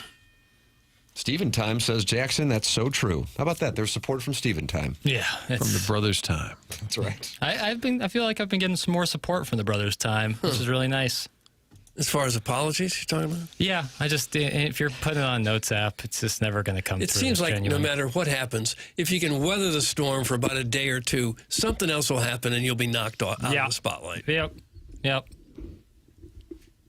Yeah, that's the key. You just got to wait for the next big thing. That's why we might start this social media cabin? Yeah, the cabins where you can go and lay low for like 2 weeks. No service, so you can't have your phone. Okay. And we can host like workshops about, getting better. Things these are for people who said something online. Yeah. And they need some time away. Yeah. And then I'll have someone in the office like just taking the social media temperature on that person. And when they're free to go, you'll say, all right, you're back. Okay. No one cares anymore. Who was the congressman? It was in 2001, a staffer or intern went missing and there was some alleged infidelity or something, and the next day was 9/11. But the day before, Gary Condit, Martin. That's it. Everybody was talking, like every show, CNN, Fox was like all over this story. What happened to this young lady, and what did he know, and what was his involvement? It was about to be the scandal of the century, and then the next day, 9/11. That's correct. Gary Condit. Yep. September 2001. Gary Condit's going to join us as a surprise guest. Is he really? That'd be Doug nice. says initials, GC. Jerry Cooney? What do you do, sir? I was kind of infamous, as they say. Anything else? Gary Condit. Yeah, that's a good call. He's available. Yeah. We are getting sources who were at that concert, Martin. I was at the Riverport show. I was on the lawn, though. I never saw a pigeon, but I also might have also been overserved. That's from Doug's cranky disposition. Yeah, you wonder why pigeons would want to be there. They usually go to where they think there's going to be some food.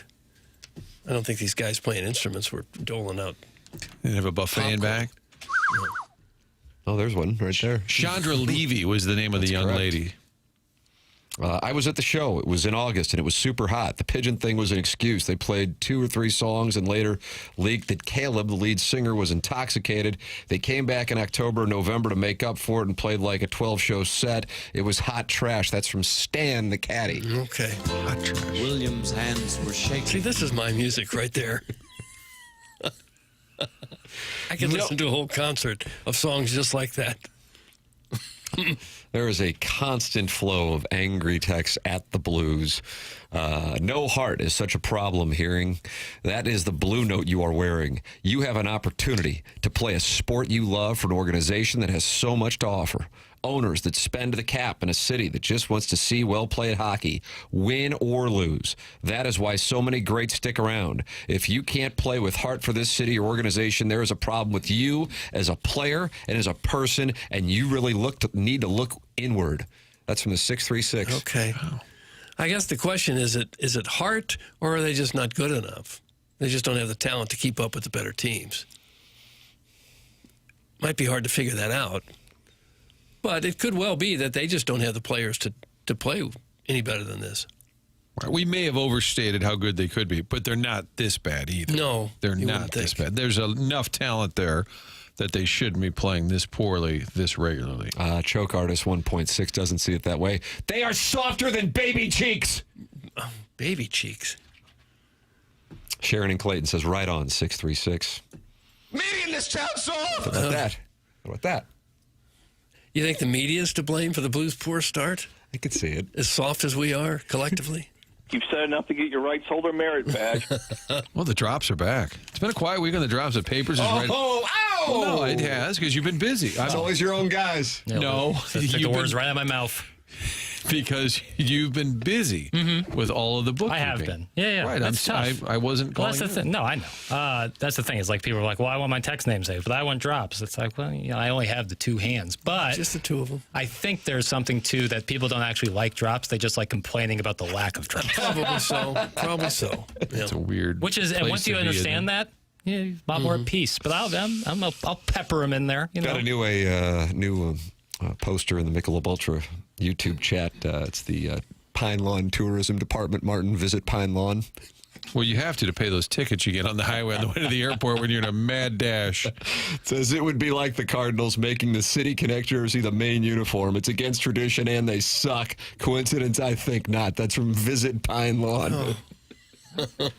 Do they have a large tourism industry in Pine Lawn? I didn't know about What does it do there? Is he saying the Cardinals City Connect is now going to be the home uniform? Visit Pine Lawn might have connections. Don't the DeWitts live in Pine Lawn? Probably. Where's Pine Lawn? It's next to Woodson Terrace, which is next to Veneta Park.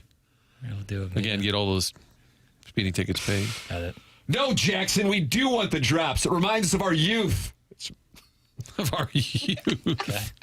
Well, Pine Lawn has existential. Population of 3,275 as of 2010. I'm trying to see what the main export. Well, yeah, what you do there for fun. You need to print some shirts. Pine Lawn East. Okay. Visit Pine Lawn. Tim Kairu's on pace for 23-23 and a minus 48. Buchnevich on pace for 12 and 23 and a minus 53. Harrison's brother Master announced in the first segment, the season's over, boys. Okay. Well, it would be tough. You know, it actually would be tough to get back in the playoffs now because it's going to take all year to battle back in it. I would think, barring some other 12, 14-game winning streak that they went on there once before. It's going to take something like that to have a shot just to make the playoffs now, I think. I think we'll see Milan Lucic added into the mix. I don't know. Maybe we need a little grit. Maybe it'll help. Yeah. Can't count on him to save your season. They're to the point where you got to do something different just to do it. Yeah. Shake it up just to be doing something. Yeah, we're less than a month into the season. It opened October 9th against the Wild. Was that exactly a month ago? It was a Thursday night. This is the 6th, but you're approaching. I mean, it was 4 weeks ago tonight. Yeah, that's right. Think about the mindset locally 4 weeks ago. And they lost 5-0. That was an opening night reminder of, uh-oh. Right. Chris Kerber and Joey Vitale really didn't hold back either in their assessment on the Curbside podcast. Papers, you got a couple of clips from the Curbside podcast? Yeah, I really like this one of Joe Vitale. I mean, he lays it out. The frustrating thing about a loss like this is that you really didn't do anything well. You know, and I would imagine that when Jim Montgomery if he were to be asked this question, any positive takeaway, he would probably say no. Like, the young guys, I think it was just vanilla. I think your leader's not enough. I think the goaltending, clearly Binnington got pulled, so that wasn't good as well. So to a man, this was one of the most disappointing losses, I think, of the season, to be fair. The tough thing about this loss is they didn't really do anything well. Nope. Sums it up. Really nothing you can point to and say, well, at least this. And if you watch a game, a lot of times at the end, you'll say, well, I didn't hear his name ever. You didn't hear, you'll notice, like, did they say Snuggerud's name much? Did they say Holloway's name? That can be a tell, too, where you just didn't hear anybody involved. Nobody played well. Toropchenko got a goal. There it is. There's your lead, Doug, on Channel 4. All right. We do have a couple of non-Blues related topics that we are going to get to. Then we have Kelly Chase at the top of the hour. The YouTube TV thing. Jackson, you're a YouTube TV guy, right? I am. I am as well. Martin, are you YouTube TV? I am not. Okay. I want to go, though. I've been on Spectrum for a while. Yeah, this wouldn't necessarily be the time. Well, to I understand. Buy the dip. And Doug, I know you're cable through and through, but I love YouTube TV and have. But it's quite a situation, and now you're looking into another weekend for those who want to be able to watch football of not having it. In addition to a variety of other elements with the Disney stalemate between YouTube TV and ESPN, Disney-owned products. So Pat McAfee went off on that yesterday on his program. Then we have Jeff Passan with some news on the Cardinals. We'll have that for you coming up. It's TMA 101 ESPN.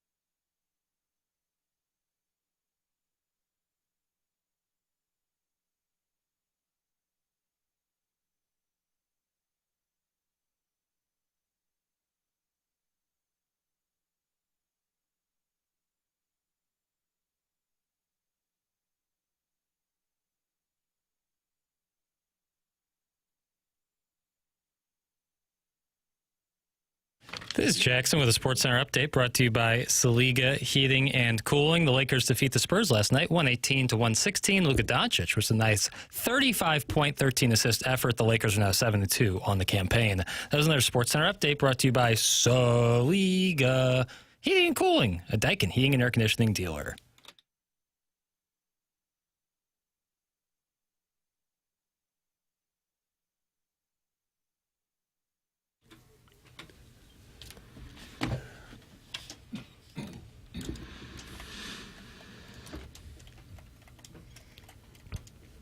Doug, you like this one? That's okay. I can't get the information. Which one was better? Need Somebody or Sex on Fire? Which one was a bigger hit? Apple has it listed as Sex on Fire as the first one, their top songs, but that's not, I wouldn't necessarily say that's the best barometer. AI agree. AI says Sex on Fire most commercially successful single, topping the charts in the UK, Ireland, Australia, and New Zealand. It's often cited as their signature song, but I don't know. Use Somebody. We'll talk about it. It is TMA 101 ESPN show. It's presented to you by Brown & Crouppen. We are in the Fisher Window and Door Store, 8 o'clock hour. Martin, if there's one thing this program is, it's malleable. And so Kelly Chase is going to join us, but you've been texting with him. Yeah, he said he had to run in. I mean, I don't know what the HIPAA rules are, but he had to have a little checkup or something. He said, I'm not sure I'll be ready at 9. I said, no worries, do whatever. Then he said, okay, I might call right now. So Jackson was running down in the hallway to use the men's room.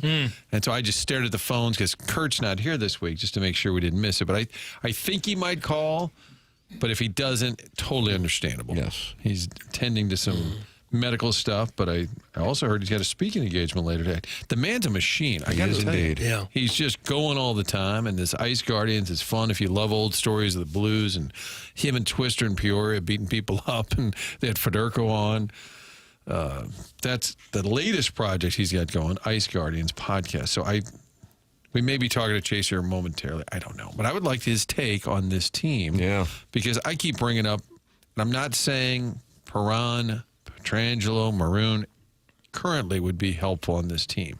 I've just said over the years they've kept losing players that had that kind of DNA, that kind of grit, that edge, and I do think that is a factor.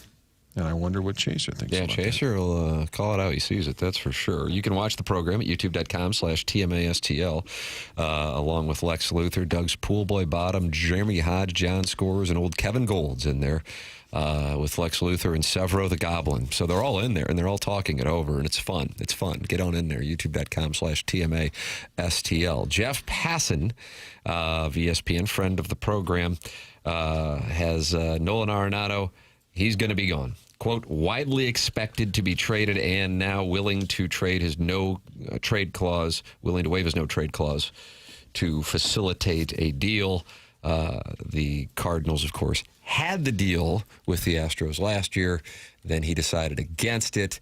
Now, according to Jeff Passan, the expectation is he's just going to waive it and he is going to go. Now, I realize many would say, well, of course, but he still could say no to going to, take your pick of whoever the worst team would be. I guess going back to Colorado, going to the south side of Chicago. Hell, I don't know.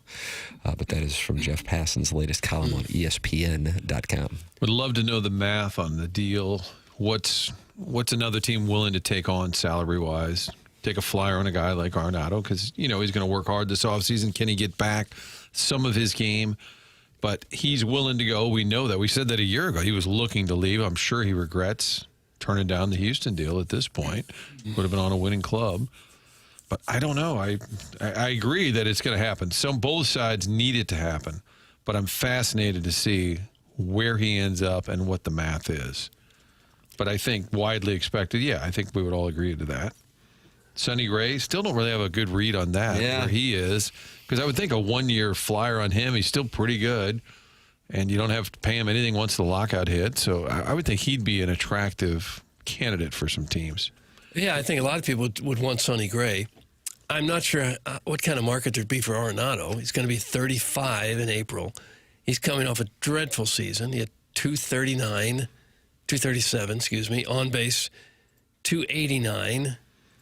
He's down to 12 home runs, and he carries a huge paycheck. good luck moving that. Good luck. What kind of team would want I agree. that kind of player? I think he wants a fresh start. I think they'd love to move him. I agree with both.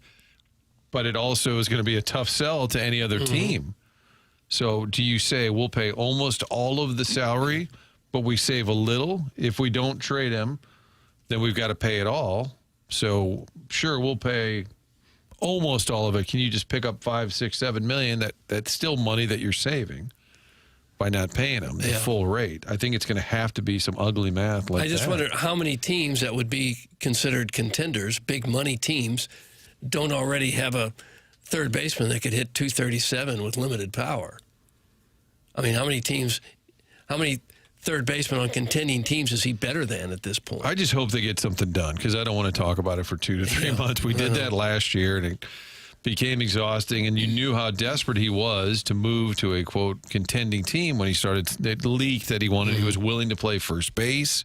Remember that with the Boston idea? And then Bregman goes there. The last year was the year to move him because there was still, I think, a belief, hey, he's going to get it back. He's a potential Hall of Fame guy. He's going to get it back. I think last winter people were still kind of in that mindset, all right, a little bit down, but he'll be okay. Now that's even tougher when you've had another rough year. Right.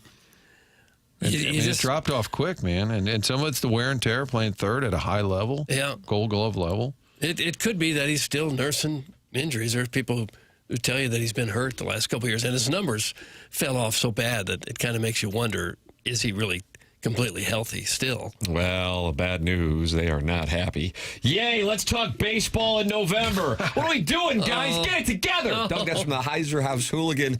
After 5 hockey segments, you pivot. Is that Princess? Yeah. I'm with him. I'm with the Pope. That is a take. It's a strong take. It's one of the best takes ever. It's unbelievable. This show is movie phone. Why don't you tell us what you want us to talk about? Because you don't like it when it's blues. Then we get a little Kings of Leon. You didn't like that. No. We don't play enough drops. No. You don't like most of the guests. Because I was so amped on chugging with my boys. How about this one? ESPN and YouTube, Pat McAfee was vocal in his criticism because I gather that ESPN personalities were told by management to redirect those who are ESPN customers to a website. Scott Van Pelt was talking about this on his podcast, and then how he did tweet it, and then was just MF'd left and right. And so he said, this isn't something like we're responsible for as the on-air talent. It's between Disney and Google, the parent company of YouTube/YouTube TV. Pat McAfee, what did he have to say, Papers? Just kind Do you have the audio? No, I'm sorry. I apologize. Okay, there's audio. I apologize. So, but you said Van Pelt tweeted out like the company mantra, and then he got dunked on? KeepMyNetworks.com is, so he tweeted on Thursday last week. If you're a YouTube TV customer, you may lose access to ESPN's networks, including college football, NFL, and NBA games on ESPN and ABC. Go to KeepMyNetworks.com so you don't miss out. I guess he and Stanford Steve cut a little video. I doubt that was something that they said, hey, we'd like to do that. But I also understand, we've all done this, a long time. We understand the program.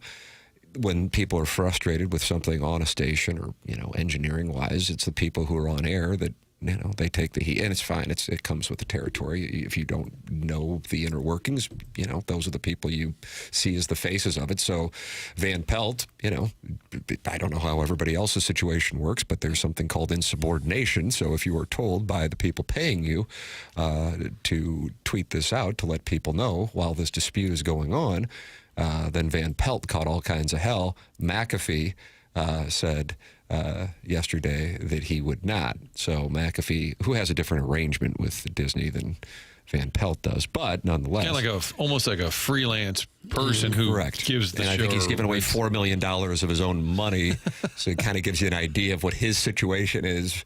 I'm sure Scott Van Pelt is doing well, but Scott Van Pelt probably would be the first to tell you he's not looking at the same net worth as Pat McAfee. Yes, sir. It's just, to me, Pat should be calling out ESPN and YouTube for this because, it's ridiculous. But, to call it the host to me is just like calling out anchors, like that kind of thing. Well, they're calling well, you're talking about Van Pelt, but for carrying the company line, you mean? What do you mean? What?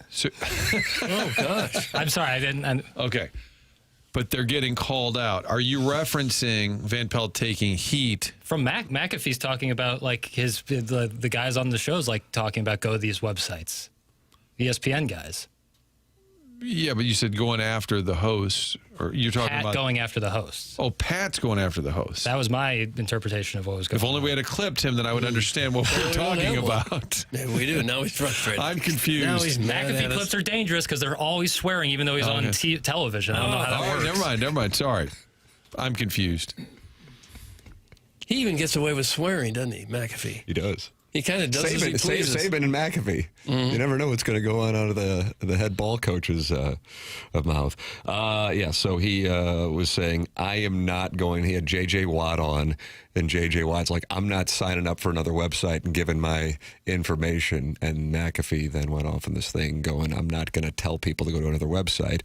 That's not the way that this is going to work. You should figure it out. Now, I am a YouTube TV customer, as is Jackson. Doug and Martin are not. I personally love YouTube TV, although I have to say, when YouTube TV came out, at least when I signed up for it about 5 years ago, it was like $19 a month, and you didn't run into these kinds of issues that they now have depending on what the provider is. I don't even know how relevant it is in 2025 because the stuff that you want, you can just sign up for the app. So loving college football and being a YouTube TV subscriber, last week I signed up for something I think is better, which is what they probably want everybody to do anyway, which is this Disney bundle with Disney Plus, ESPN, Unlimited. It's their direct consumer product, and Hulu. And I think it's like $28.99 or something like that. And then I sit there and I go, why do I need YouTube TV? Like, what the hell am I missing? Do you get the local stations with that? I mean, I know, Martin, it's a weird spot. But for me, that isn't something that I need. Well, and you can get them now, too, on most TVs. Right. There's a way to have your local TVs. And then you can have your Hulus and Netflix and everything else, and Disney or whatever. Right. But, I mean, I'm mostly Netflix, HBO Max, and ESPN. That's kind of my stuff. Occasionally, there's a show we want to watch that's on one of those apps, Apple TV. But I'm spending, $100 a month on YouTube TV. And I'm going, what do we even watch? I don't even know what the hell the point of it is. So you're just lighting $1,200 on fire every year. But it started as kind of like... I can lose that out on the golf course. It started as cutting the cord. You're like, oh, this is fun. But then when the price creeps up, you're like, I'm back to exactly where I was. And they have the same disputes that take your pick of whatever DirecTV, whoever it is that winds up having these disputes. So... Now at this point, you're talking about a week, and now you're staring down how long this dispute's been going on, and now you're staring down the barrel of another week without ESPN programming and YouTube TV for YouTube TV clients. I think YouTube TV tends to trend a little younger, so I'm sure some of the people who are listening to this are going, well, who cares? Make the switch. But I think for a lot of people, they're tired of switching back and forth. This is one of the issues that baseball ran into. With people going, I'm not going to switch around when the Cardinals were no longer available. And then they found that they didn't miss it. But for me, personally, I made the switch to the direct-to-consumer product, and I'm personally happy with it, but I will probably cancel YouTube TV. So in that sense, just anecdotally, with me firsthand, I would tell you that YouTube TV lost that battle. All right, let's say you're living in St. Louis. You just moved into your apartment. You want to watch the Cardinals and Blues. So you need some access to FanDuel. And that, for me, and how I do it, is the Amazon Prime app. And that will get you to FanDuel. That's okay, so correct. Amazon Prime app. Okay, and then now you say, I got to have college football, so I probably need ESPN/SEC Network. That's now, to correct. get to that... That's the bundle network package that they are marketing, which I think is probably a big part of this standoff, which includes Disney Plus, ESPN Unlimited, and Hulu. They are now in business together. Wasn't there going to be a monster app where all of them, Fox, ESPN, TBS, TNT, they were all going to, and that never happened. That didn't get off the ground, at least to date. What a mess. Mm-hmm. And you can't easily go back and forth if you're watching multiple games if they're on different venues. I like it simple. That's why I'm stuck with Spectrum. I don't want to think too hard when I'm turning the channel to what's next. I'm a simpleton. Doug, just get Fubo. That's from Grandma Johan. No, don't tell me what to get. Yeah, Doug doesn't like when you tell him what to do. No. I can't keep track. What does Fubo do? And Fubu is what Eddie Belfour was wearing when he came out of jail. Remember that? Eddie Belfour came out of jail in Dallas. He had a Fubu, which was more of an African-American clothing line for us, by us. But Eddie Belfour was wearing Fubu walking out of jail. But Fubo, Doug, is what you should get. It's like YouTube TV. What to get. It's very similar. People asking about Amazon Prime carrying FanDuel. Yes, that's how I watch it. That was a new thing for the 2025 baseball season. I remember talking about that with Bill DeWitt III, which is what enlightened me to it, and I made that switch. So if you are an Amazon Prime customer, it's not the only way to get it, but if you're a YouTube TV person, that is the way to get it. So I just have that direct app now. So, yeah, I was doing that on Saturday morning so I could watch college football, and now it's pretty easy. And then I sit there and I look at it and I go, why in the world would I don't even know what I need YouTube TV for. But who knows? I don't know. I did read that Disney loses $5 million a day by not being on YouTube. Is that right? Really? That's, one of the media types had put that out there that monitors this. And by the way, Papers, I was not mad at you. No, I know. But I was just confused. This morning, as I put the thing in the dossier, it was it was 6:50, and there was no time for me to cut it. And I thought about it, and then I forgot until now. And it's totally fine. I was just walking. Egg on my face. Nope, just walking through it. So Scott Van Pelt, Stanford Steve, being good company guys, did what the company said. Hey, steer them to these websites. They do it. And what I was trying to clarify is Pat McAfee says, I'm not doing it, correct? I'm not doing what the company wants us to do. But I don't think he was attacking his cohorts at ESPN. Okay, that's what he was attacking the mothership. And you can never go wrong attacking the corporate bosses, but only if you have a net worth of 9 figures can you be attacking the corporate bosses. Right. You know what I mean? If the situation's different. So if you're take your pick of whatever I probably could say almost whatever other ESPN personality who is on daily, I don't think is financially in a position to be doing that. But he wasn't attacking those people for going along with it. You know what I mean? Right. I think it originally came off as that, and he corrected it and said, I'm not mad at is that right? I'm not mad at other hosts. I'm mad at ESPN management. My complaints are with ESPN management. That's all I was trying to clarify. We're all on the same page here. And we love ball. Huh. We just want to see it. Yeah, that's the key, man. You got to be able to see it. Mr. Licks, who is observing the markets, Doug, he moves markets with his portfolio. Yeah, he says the public asked for this 15 years ago when everyone bitched about cable TV. Once again, a reminder that the public is not smart.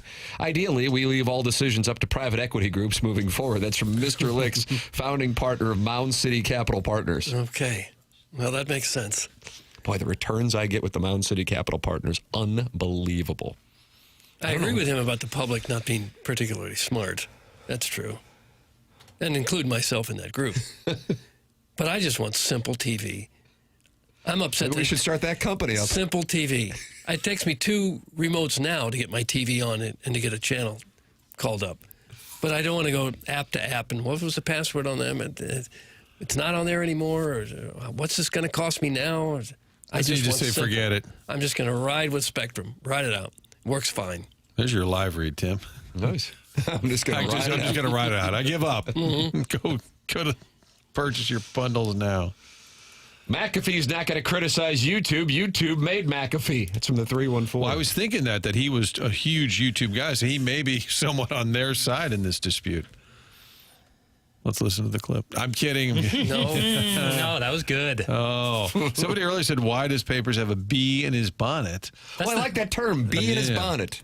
You want to know what grinds my gears, what puts a bee in my bonnet, is me being happy and jovial and fun. And then one thing pops up where me and Martin get a little sideways, and it's like, oh, Jackson, what a bad mood he's in today. Quit gaslighting me. I'm fine. Quit gaslighting me. Now you are mad. That gets me mad. So now you're mad. People telling me that I'm mad makes me mad. You know what I'm saying? Yes. Like people telling me how I feel. I hate that. Feels like you're sitting on a powder keg and giving off sparks. Is that a lyric? Is that a lyric from some song? His gears are grinding. Is that Pat Benatar? Should we come back with some Pat Benatar? I think that'd be wonderful. But the question is, which Pat Benatar song? Oh, hit me with your best shot. What about Shadows of the Night? Doug, you ever slow dance to Shadows of the Night? I don't think so, no. I would slow dance with James Carlton for the amount of money he saved me and the customer service he provides. I don't know if he's interested. I don't want to do it if he doesn't want to, but if he does, I'm in. Great customer service over at James Carlton's offices. 314-961-4800 or go online at carltoninsurance.net. Has your insurance gone up in the last year? Give James a chance to save you money. Do you have kids under 25 on your insurance policy?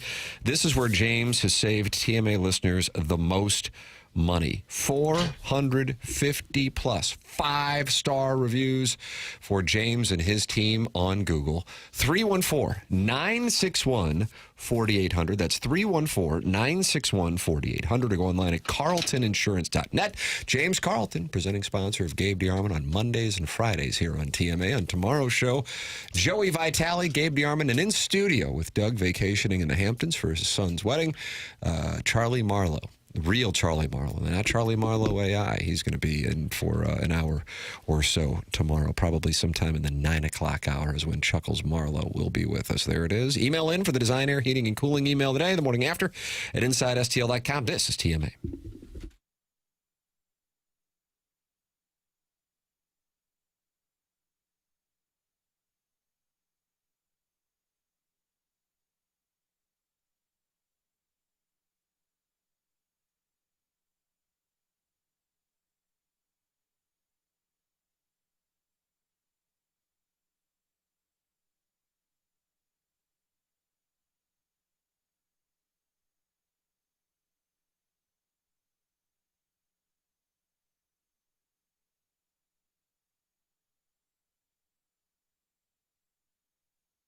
If you're in the market for a new car and you don't know what you can get approved for or what you can afford because of your situation, I've got an answer for you, and that's autoloanpro.com. They've put this together to help folks get into a vehicle with little to no money down, best rates available no matter what the situation you're in. They work with over 50 different lenders, which helps get you the best rates possible. Making that large purchase gets a little complicated. Really, all you need to know is to choose the pro, Auto Loan Pro. AutoLoanPro.com. They're part of the Lita family. Get on that website. Our friend Robert Thomas on there. There's also a free playbook. They put that together so you can understand the credit industry, how it works, how you can get the car of your choice in the future. You're understanding the whole business of credit, but also getting into a new vehicle. Two things in one at the website, AutoLoanPro.com, because anyone could sell you a car, but it takes a pro to do it right.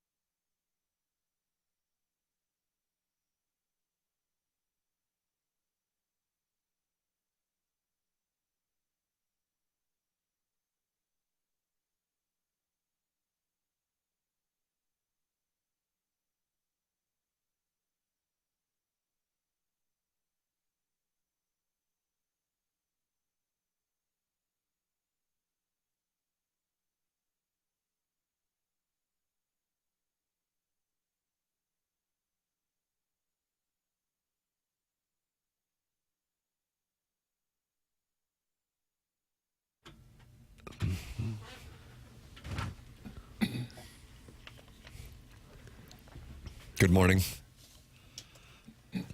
Earlier, at the top of the Mark Hanna Evergreen Wealth Strategies 9 o'clock hour, when discussing Pat Benatar and thinking of Shadows of the Night, I apparently said Total Eclipse of the Heart. That was a mistake. Of course, Doug, that was Bonnie Tyler. Yeah. It's not something you're proud of. I'm going to take some time away. Yeah. Again, and reflect on this and come back better and deal with my sex addiction. You got to get a room at Jackson's cottage for social media posts gone bad? That's correct. Wouldn't be a bad idea. It's a cabin in the woods that you have? Yeah, it'd be like very remote. And yeah, no phones. You just sit there and you wait. You could probably market that. I'm telling you. Stay at our little hotel if you've done something on social media that causes you to need some time away. Yep. Canceled recently? Question mark? Yeah. Kelly Chase may be joining us. He may not be joining us. We will see. He, for those of you just joining the program, texted Martin and said he has got some things that he has to tend to. As everyone knows, he is going through health situation, and so things can be fluid in that spot. But hopefully he will be joining us. Certainly the main topic on today's program, the debacle that was last night in Washington. It's actually getting talked about nationally because of Binnington pocketing Ovechkin's 900th goal puck before the official came over and said, hey, you got something there? So the Blues and Caps are getting talked about on shows that probably never talk hockey. Ovechkin did talk. Binnington did not. Here is what Ovechkin had to say about it. Did you see Binnington trying to? I just saw that. I'm not going to comment into it.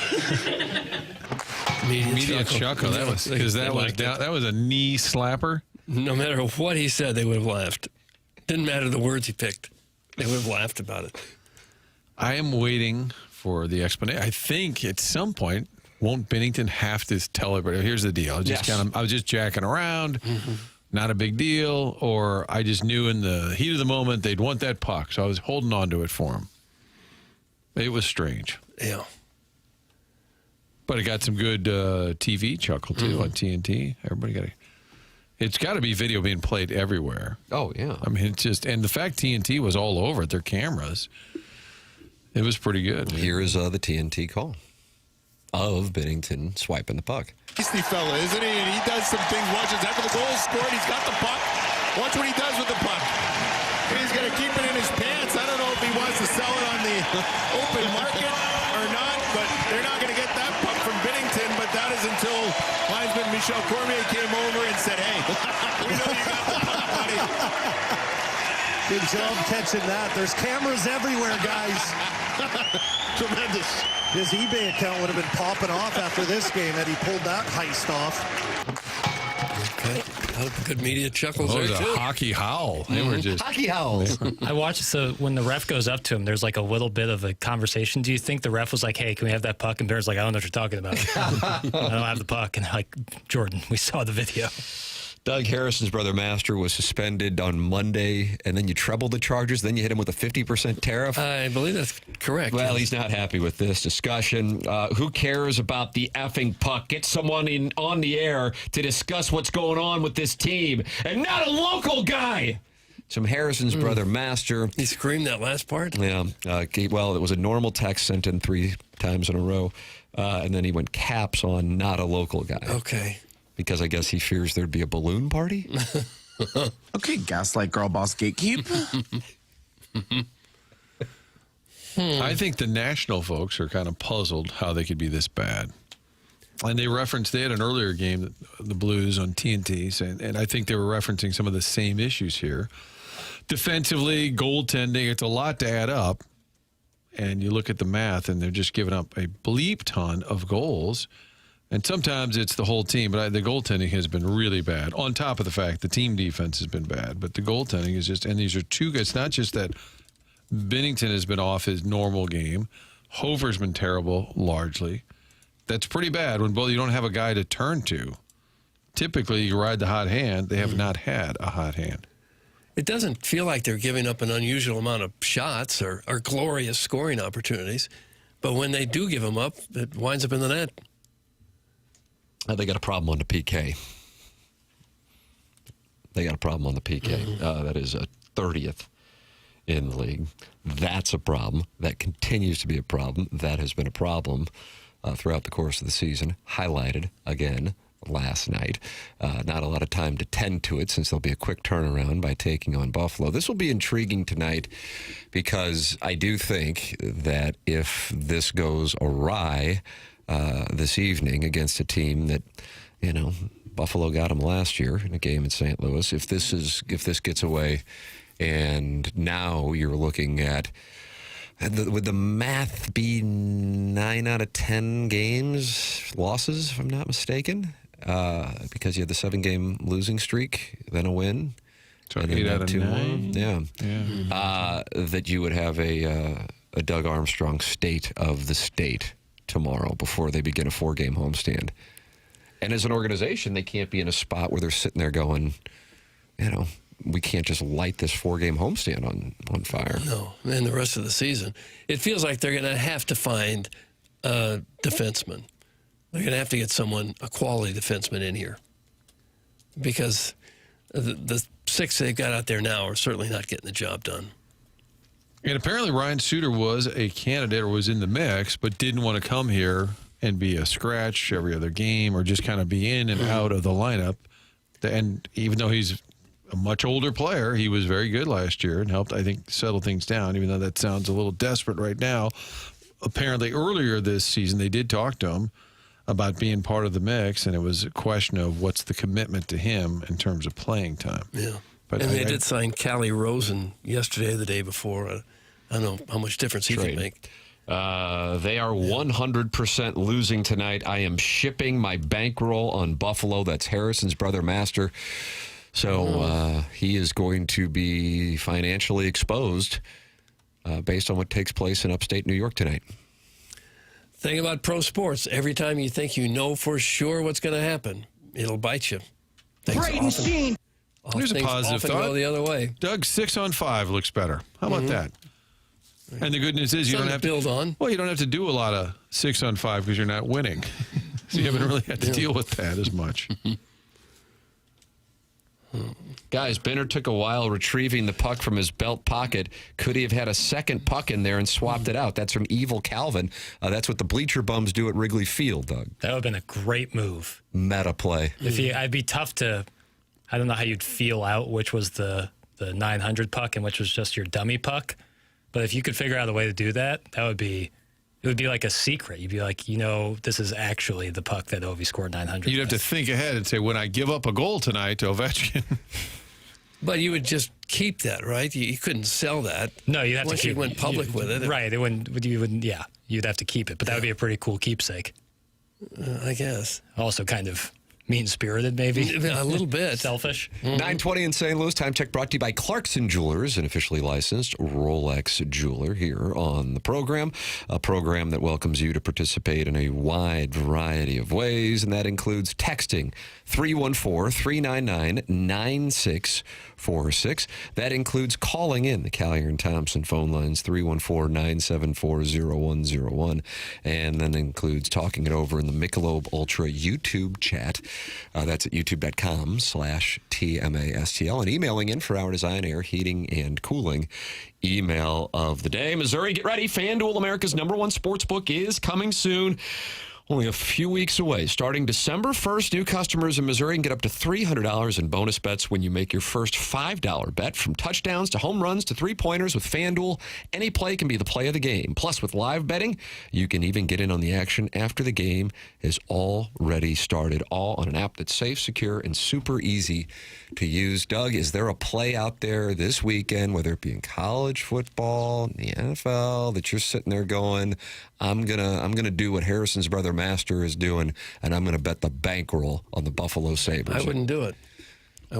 What about you like the over-under tonight in the Raiders-Broncos game? It's a 42.5. It's going to be a clear night in Denver. Raiders-Broncos. What do you like, over or under on that one? Over. Over. There it is. The Raiders scored all. I was about to say that's one of the core issues. These Thursday night games they're wide delta. Yeah, the Broncos are not a high scoring team. I'm going to say the under, Jackson. You like the under of 40? It's 42.5. Clear night in Denver. Jackson's trying to move you off your money, Martin. 42 is not that many points in Thursday, but Tim's right. No. Thursday nights are real. Last Thursday night's game with the Ravens and Dolphins went about what you would expect. Yeah. Lamar went off in his return, and the Dolphins couldn't do anything, and chalk. But Thursday nights, you sit there and go, yeah, the Raiders aren't going to be able to score, and somehow they put up like 27 points. What in the world just happened? Either way, just visit FanDuel.com/Missouri to learn more. This way, you'll be all set to bet when FanDuel goes live in Missouri on December 1st. That's FanDuel.com/Missouri. Play your game with FanDuel, the #1 rated sportsbook app. Must be 21 or older and present in Missouri. First online real money wager only. $5 first deposit required. Offer starts on December 1st, 2025. Excludes customers who redeem pre-launch sign-up offer. Bonus issued is non-withdrawable bonus bets, which expire 7 days after receipt. Restrictions apply. See terms at sportsbook.fanduel.com. Gambling problem? Call 1-800-GAMBLER or visit fanduel.com/RG. The program's called TMA on 101 ESPN.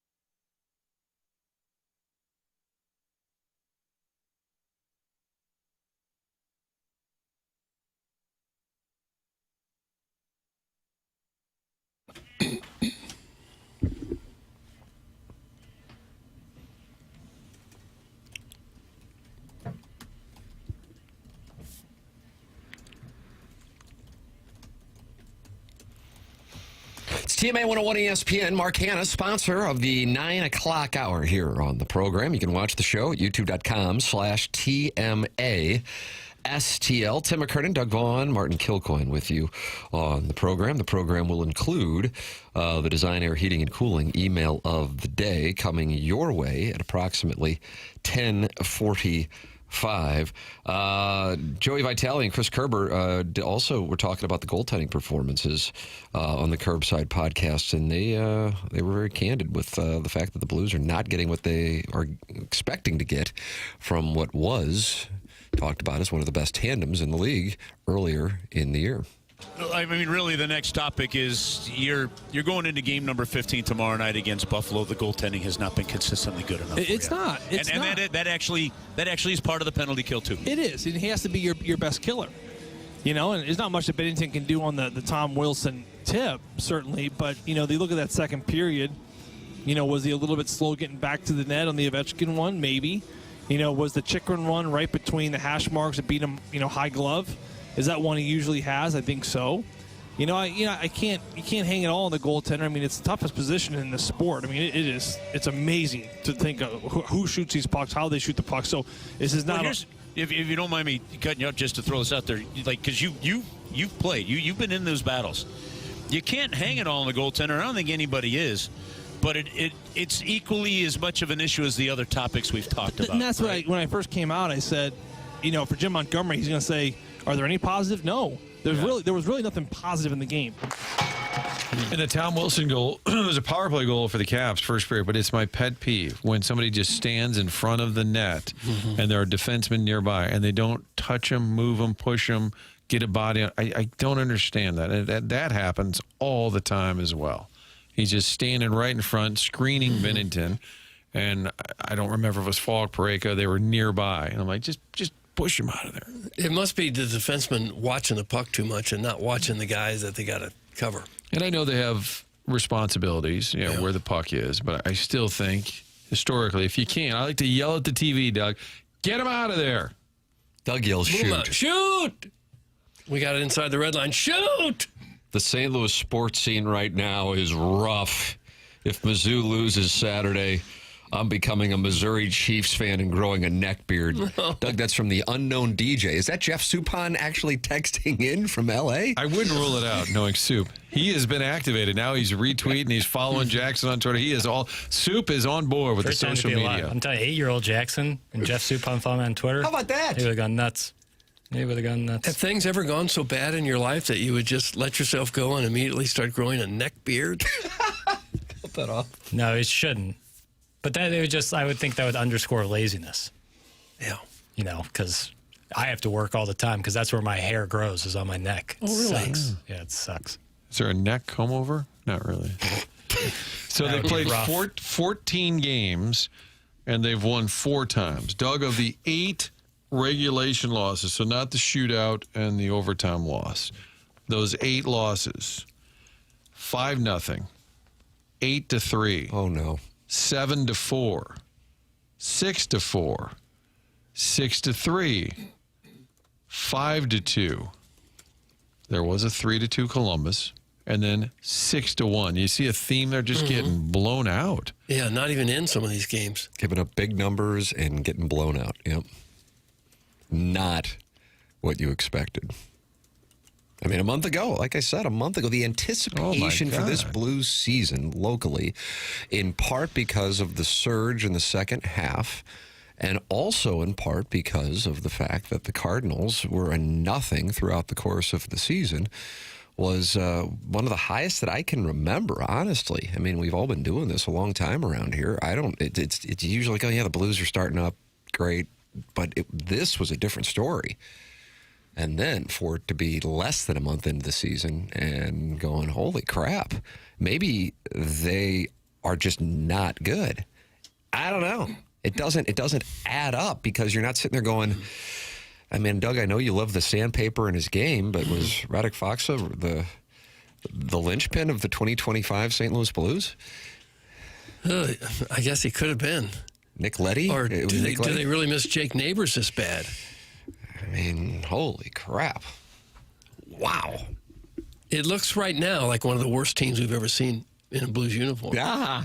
Because they're not even Come grow with us? They're not even coming close. Come grow with us? Well, they did have the number 1 overall pick one year, but they're in the mix for that right now. For the next draft, I don't remember necessarily a season where they lost this lopsided in so many games. Say lopsided around me. No, that's right. That's a touchy word. Uneven. It goes to the compete level, and that's where Monty said it last night. Hey, when did you know? From the moment they dropped the puck. Yeah. The moment they dropped the puck, he said. That's a great bite. Jackson, replay that, because I realized, Doug, the listeners, they cycle on and cycle off. But this stood out to me when I was listening to the postgame this morning. I'm going, wow. I mean, that's a damning comment. Yeah, I think the question was, when did you know the game got away from you? From the drop of the puck. We got the puck 10 feet before the red line in the first 5 seconds of the game, and we iced it. We weren't ready to play. We weren't ready to start on time. And we got worse after the first period. And I appreciate the Blues making this sound available. Nobody really travels anymore to cover the team, but they always provide audio on the road. I mean, it'd be great. Cardinals are on the road 81 times a year. It'd be nice to have audio after every game. I appreciate the Blues giving us this, and it's not complimentary of the team either. I mean, then Monty is telling it like it is, and he's right. That team, although the first period, because of Binnington, they were in it. He played great, and then it just went to hell. Doug, I got my nipples pierced in the offseason for good luck for the Blues, and now I feel stupid. That's from Professor Roy Higley. Those kind of things will happen. You got to watch that nipply piercing. Flip that off. It can come back to haunt you. Money Puck has the Blues at 18% to make the playoffs and 9% to win the first pick overall. That's from Average Size Shabangas. Okay. A great spot to be in. Which would you prefer? The Blues are like your show. Absolutely terrible. Do we have a text of the day? Hold on. We don't come ready. We don't come ready to play. Martin, how'd you know it was a bad show? Right from the outset. Absolutely. We iced the puck right away. However, Tim, that text that you just read came in at 9:35, pretty fresh. Yep. There was one at 7:02. This show is terrible. Oh, so to his credit, he's been consistent. He knew early on. Yeah, I like a good text line audit. You do. How about August 28th? The morning after show's terrible. Get a real sports show. That was on the heels of a text August 22nd. Show sucks. That's on the heels of the August 20th text. Your show's terrible. Well, find something else. Worst sports show on the radio. Well, Doug, we're going to go back now to December 12th last year. What were you doing that day? What hot take did you have? What were you on there? I probably thought if we could just get hot, we could get something done. Only Tiki, are you coming back to football because you miss it, or are you coming back to football because you just had a big failure in broadcasting? That's not kind. That's not kind. December 12th. Only sports in the country doesn't talk sports. This TMA. Sounds like a promo. This TMA is a joke. That is the texter, Tim, who didn't enjoy today's show or the show back in December or the show back in August. He's hanging with us. Yeah. We're grateful for the support. If you could just hang in there, we're kind of like NHL defensemen. It takes about 200 games. Give us a couple more years, and I think you'll be on board. Tim, the play of the century is Buffalo minus 1.5 tonight. I'm in. Wow. So Harrison's brother Master isn't just taking the Sabres to win. He's laying 1.5 goals, and he's betting his entire bankroll on it. Martin, he might not be able to communicate with the show because he might not be able to pay his bill. This could be it. I wouldn't rule out them playing well tonight. Might have been a wake-up call last night. I wouldn't ship it. Again, they need a wake-up call, but it could be that they were so bad that they'll come out with a little fire tonight. You got to hope. Yeah. If you're ever going to have a response game, you would think this is it. You know you're having a bad year when you're picking up souvenir pucks from the other team. And pocketing them. And Jackson, I would like to say thank you to you, because as I read those previous texts and then as I read the Blues games results where they got blown out, I thought you were going to Francesa me. Just doing the reading of names. No, he did, but he had the tiki thing ready to go. Ever watch that Meet the Press? What? Never mind. I think that might have been from Sorority Fresh Call Tail Friday. Is there film rolling on that one? You have to realize, Jackson, you were 4 years old when that audio was recorded with me and Martin. That is crazy. Yeah, think about that. That is crazy. It was a Buck Swope handheld recorder. He sent it into the show. Tape rolling. Every other game's a wake-up call with these guys. That's from the 573. I agree with that. And even though Shen is less of a talent than he used to be, I think he's extremely frustrated that nobody else has that kind of commitment. Like, let's go. Come on. Where's the gumption? Yeah. Where's the sandpaper? They need a player fight at practice. Maybe Walker and Kyrou can throw down. That's from Sharon and Clayton. Doug, you think that you're going to see Nathan Walker beating up Jordan Kyrou? I doubt it. I doubt it. Jack, we don't know. Well, then you don't understand pitching, and that's okay. Say that again? I'm sorry? I'm sorry? You got to butt that up against Arch. Maybe that would help if Jeremy Rutherford went in there and started putting his finger in guys' chests. If media challenged the player, saying, we know more about this than you do. Hey, Tim, hammer that over tonight. Only at 6.5, and you know the Blues will give up that many on their own. That's from El Rancho Steak Nachos. It's a new text name. Shrimply Pibbles has just sent in a picture of his wife holding champagne glasses, and it says, "Look at my wife." Can we unpack that for a second? Doug, you want to unpack the psychology of sending us a picture? Because, again, he's sending it to us four. No one else can see it. That's correct. What are we supposed to do with it? Exactly. Beautiful woman. No one's going to deny that. But, like, is it to impress us? I don't know. Props to you, but I don't get the psychology. Well, I have to say, Doug, he sent it in 4 times. So sorry I've been missing lately. Here's a pic of wifey to make up for it. Blues stink. She doesn't. Okay. That now gives us some context. So now you're on board with it. Okay. I'm always on board with people engaging with us in any form or fashion. Well, Hate, sure. love, indifference, whatever you got. And then this dispatch from the battery-operated boyfriend. What? Never thought I'd be reading that in my career. You said that like you were newsman. Cronkite. Garrick Uddley. Would Marty just thank the Blues? Would Marty just thank the Blues for is a good reason why fans give them a bleep load of latitude. They're upfront and honest, even if it's not a positive sound or video. Good for the organization in terms of sharing audio, including ones when the coach thinks the team stinks. You're preaching to the choir there, because when the Cardinals go on the road and I can't access any sound, it's very frustrating. Well, we can just get hot. It solves so many problems. And then this Vaughn guy just keeps saying if I could just get hot. You guys assume that's his wife. Stop being so gullible. That's Sharon and Clayton, who is not on board with Shrimply Pibbles. It's unfortunate. Well, it looks like it would be a picture that he might have taken at a bar somewhere with her. He sent in pictures of the two of them together. And that, I think. You know Shrimply Pibbles? I feel like maybe he's come to an event before. Is that right? It's tough to keep it straight, you know. A lot of guys.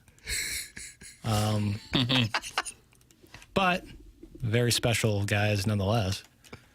I like that. Special guys. Special. If you listen to this program, you're a special person. My gosh. In a good way, or however you want to take it. Special person. Email in the morning after at InsideSTL.com for the Design Air Heating and Cooling email today. That will be coming up at approximately 10:45. Doug, you love the bold and daring Adam, and then there's Silver Foxes, too? Sure. I've had them all out of my house to do the yearly maintenance on the house, which is a good idea to keep that furnace running. Design Air can do that for you. Be a great idea to do it before it gets really cold here, so that when you are desperate for that furnace to turn on, you know it's going to work, and it's going to work just right. The bold and daring Adam can do that for you, or Larry the Silver Fox, or the dashing Steve. Who knows which one of the handsome repairmen they'll send out to your house. Why don't they put out a calendar, Doug? They should put out a calendar. They've been sending out handsome repairmen since 1904. Seth Goldcamp's family goes back 4 generations of serving St. Louisans for all of their HVAC needs. At Design Air, they believe in honest work, and you're never going to be sold something that you don't need. So whether you're dealing with the cold or the heat, they have got your back with dependable service and no-pressure solutions. Visit DesignAirService.com. Great people, fantastic company. Schedule your service today. Design Air, comfort you can count on since 1904. Texting with my wife right now. We are going to pull the plug on the 2 nights in Colombia. And I'm going to give you my reasoning. Like, did we say it was Marlon Brando giving that reasoning to Joe Torre, or did we decide it was Sollozzo? Which one was it? We decided on that. I don't know. But Joe Torre got it like right in the head. Yeah, with Officer McCluskey. Was it Officer McCluskey? I was going to watch that tonight. Godfather? Never a bad night to watch The Godfather. You just ruined it. Spoiler. I'm going to give you my reasoning. Please. The hotel that I booked these hotels a year out in advance. Just book up all the weekends to make sure I got them. I already got them for next year as well, for the James Franklin's first season in Columbia. And it turns out that we only have one king bed, and because it's sold out, they can't move us around. And so now I would have 4 people in my bed, and I've been lucky enough to have that before, but this would be a different situation. Oh, no. Because we'd have the Tykes, and then you got that in addition to now, Jackson, as you heard me make reference to that forecast, and then you gave me that knowing look and nod, and maybe you were saying, yep, I knew that was coming. Now I got a little rain in the forecast. The Hawks going to be up 20 miles an hour. And somebody on Power Mizzou was making an observation that could help mitigate the issue with the field goal kickers, and it might help blow Bobby Boone's offline kick push it into the middle. Oh, perfect. We have to bank on the jet stream. Play the wind, son. Oh my God. Yeah. If you've got a bad slice, but the wind's coming right to left as a right-handed player, perfect. Use it like a backboard? Absolutely. Yeah. So that's what Boots is going to do. He's going to kick it to win it. There you go. To Doug's point, make sure it's not on the left hash. He for whatever reason, can't compensate for being on the left hash. Get it in the middle of the field. So we might just go down there just for the game. Yeah, with a 2:30 kick, you should could do that. Don't need the hotel. But then I feel like the only reason my kids want to go is to swim in that hotel pool, which for me, Doug, that's just not where you'll find me. Just go to the hotel anyway. Follow someone in who's got a card to get into the hotel. Well, we're not going just into go to the pool. Fairmont. We'll be fine walking into this place. Trust me. I don't think it's high security. Cooler on wheels. Absolutely. The bellboy's going to stop you. There's dogs barking all night at this place. But your youngest son, I think he wants to root for the Tigers so hard and so passionately. No, he does. He does. So, yeah. I was looking for the concierge. Bro, you're in Como. Yeah. You won't be finding that here. So, yeah, that's what we're going to workshop. You've got one bed in Columbia. You've got 4 people. I think with the 2:30 kick, you could arrive at 10 a.m. and leave by 7 and be just fine. Absolutely. Yeah. I'm excited about this Mizzou game, much like Chuck was excited about the Brewers. That's right. I'm looking forward to it. First time in Columbia this season. First one this season. No cheering in the press box. No, I know. Well, Skip Irwin used to scream, play action. He was mad. He wasn't cheering. Like Romo? He was screaming, run some play action. And the whole press box is just trying to focus on the game. And he wanted play action the entire game. Just screaming. But you can hang out with the Colonel during the game. Yes. I was actually thinking I would take a picture for Twitter and say, I know, I told him, take your shirt off, or some kind of play off of that with the Colonel, but I don't know if he would be amused. I still need to meet the Colonel. You haven't met the Colonel? Never met the Colonel. Really? Never in person. Never met the Colonel. Is that right? I know. It's crazy. I can't imagine like talking to somebody as much as we've talked to Gabe over the last 5 years and me never meeting the person. And it's not like he lives in Siberia. He lives in Colombia. We'll take a little trip up there with some of your other soy boys and visit with them. We've lived in the same town when I was there, and I come up all the time. But he's working, you know. When I'm there, it's usually for a sporting event, and that's when he's busy. I'd love to get a beer with him, hang out. Sure. You would love the Colonel. I can't not love the Colonel. I know. I feel like I love him, but I just need to meet him. Yeah. Colonel and hold back. You'd enjoy it. No, he's been getting $10 a month from me for some time now. So. Is that what it is? Is that what he gets? Yeah, the Power Mizzou subscription. Yeah, he's got a nice little thing going there. Great. Tip of the cap. In terms of Mizzou coverage, can't get much better, man. He was telling me, this was like 2 years ago, because I guess he was with a different network, and he said, what do you think if I took it all in-house and did it myself? I go, oh, God, are you asking for, like, investment? I go, because if I'm in, you're going to kill it. You're going to absolutely kill it. And he goes, no, I just have an opportunity. I go, because he's the only guy. And that's not a shot at, like, anybody else, but Dave Matter had left the Post-Dispatch. He was the guy. You got a passionate fan base in the SEC, and you can kind of own it. There's some guy in Kentucky. You might know the name. Well, you guys might know him too. Matt something or another. It's like his Twitter account's Kentucky Sports Radio, or it's KY Sports Radio or something. Oh, like that. yeah. I've seen that account. And now it's like turned into something well beyond Wildcat basketball and certainly Wildcat football. Did he even write a book about politics? Yes. Called on Mitch McConnell. I feel like he's been on Bill Maher's show, which I know you watch as well. Yes. He's just, so if you can do that, you can corner a market. God bless America. Buy up all the stock in the world. Yeah, tip of the cap to that guy. I can't recall it. I guess you're looking up his name, Matt. It's Kentucky. It's like Kentucky Sports Radio. Yeah, is his handle. Yeah, it's like a huge network. Yes, I tried that with Fonbon Bowling, and we had Fonbon Bowling didn't go. No, we tried to corner the market. Matt Jones. Matt Jones. And Iggy and I did a segment every week, but didn't take hold. Guy down in Arkansas. This was one of my first TV job offers out of school. Martin, these are big dollars. I hope they don't come off as a humble brag. Fayetteville/Fort Smith, Arkansas. Dual market. You're working on two towns. Yeah, that's when you know. That's when you know you have a lot of roommates. And the guy that I would have been working with is a gentleman by the name of Bo Mattingly, who has kind of become the Matt Jones, but in Arkansas. He's got his own network down there. So, yeah, that's kind of the move. These college fan bases are passionate. Get yourself a little subscription model like the Colonel and Bo Mattingly and Matt Jones, and you got yourself a whole thing. Yeah, tip of the cap to him. Tip of the cap. I think in the modern day of college sports where there's so many questions to be asked because there's really no rules and everything's so up in the air, like that's where those guys are so, because it used to be like recruiting. Who are we going to get? But now high school recruits aren't that big a deal. It's all about who we get in the portal, and those guys are always on it. You know why college sports works as opposed to professional sports for this model? Fine, I'll tell you. Because there's never an answer. Yeah. It's like religion and politics. You can spin it either way you want to. Take your pick.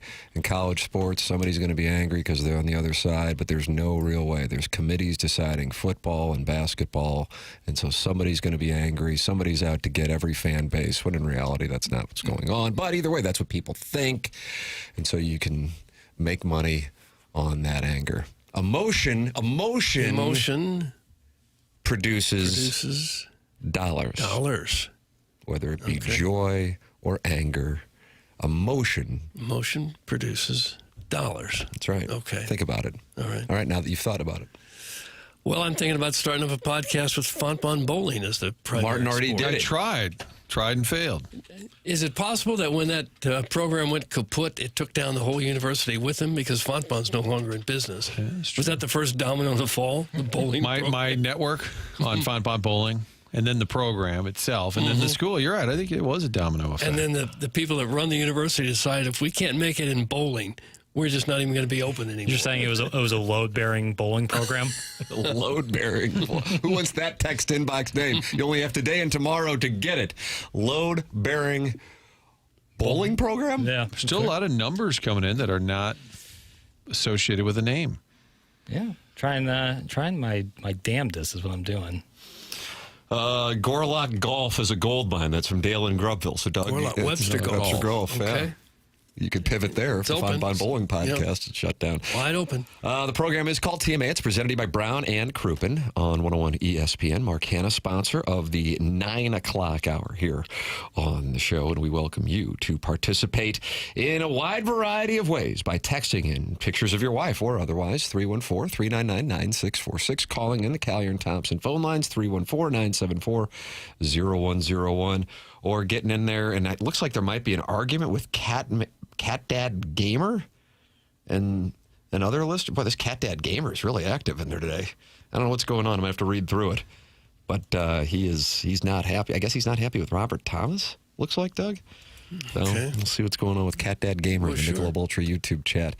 And then Kelly Chase we're hoping to have on, but as we said earlier in the program, he, of course, is dealing with his own situation, and that situation has to lead to some fluid scheduling. So hopefully he'll be joining us. If not, I'm sure he'll be joining us soon. The program's called TMA 101 ESPN.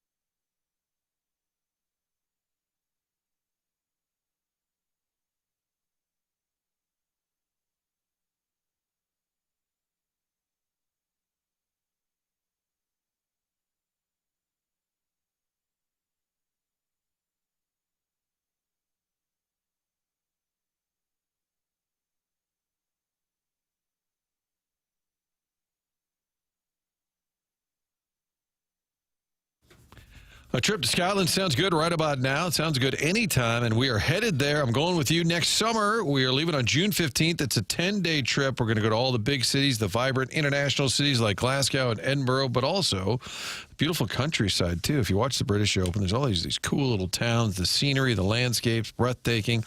Great seafood and travel, going to whiskey distilleries and a little cooking experience we're going to do together, sitting around, telling stories after a day of taking it all in. Spectacular Scotland. It really is a trip of a lifetime. It's all things handled by Colette. That means the flight, the meals, the hotels. They put it all together so you don't have to do any of that planning. And next week, we'll have a get-together to go over all the details. Our friends at Altair Travel hosting this Zoom meeting. It's going to be on Tuesday night. Find out more by calling Sherry at Altair Travel, 314-968-9600. 314-968-9600 to get all the details. That's next Tuesday. Going over the whole plan, going to beautiful Scotland. Again, that's a place you can go online, Google, and say, God, it just looks so cool. What a great place. This is your chance to go. Looking forward to this. Find out more by calling Altair Travel at 968-9600.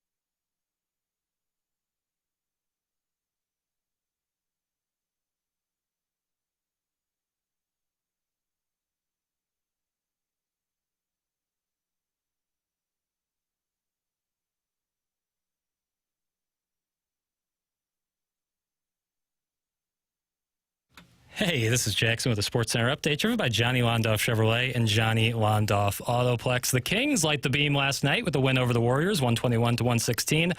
Russell Westbrook knocking the dust off his career with a 23-point, 16 rebound, 10 assist triple-double for the Brody. That was another Sports Center update driven by Johnny Londoff Chevrolet and Johnny Londoff Autoplex. See them at Londoff.com. Chevy, together we drive.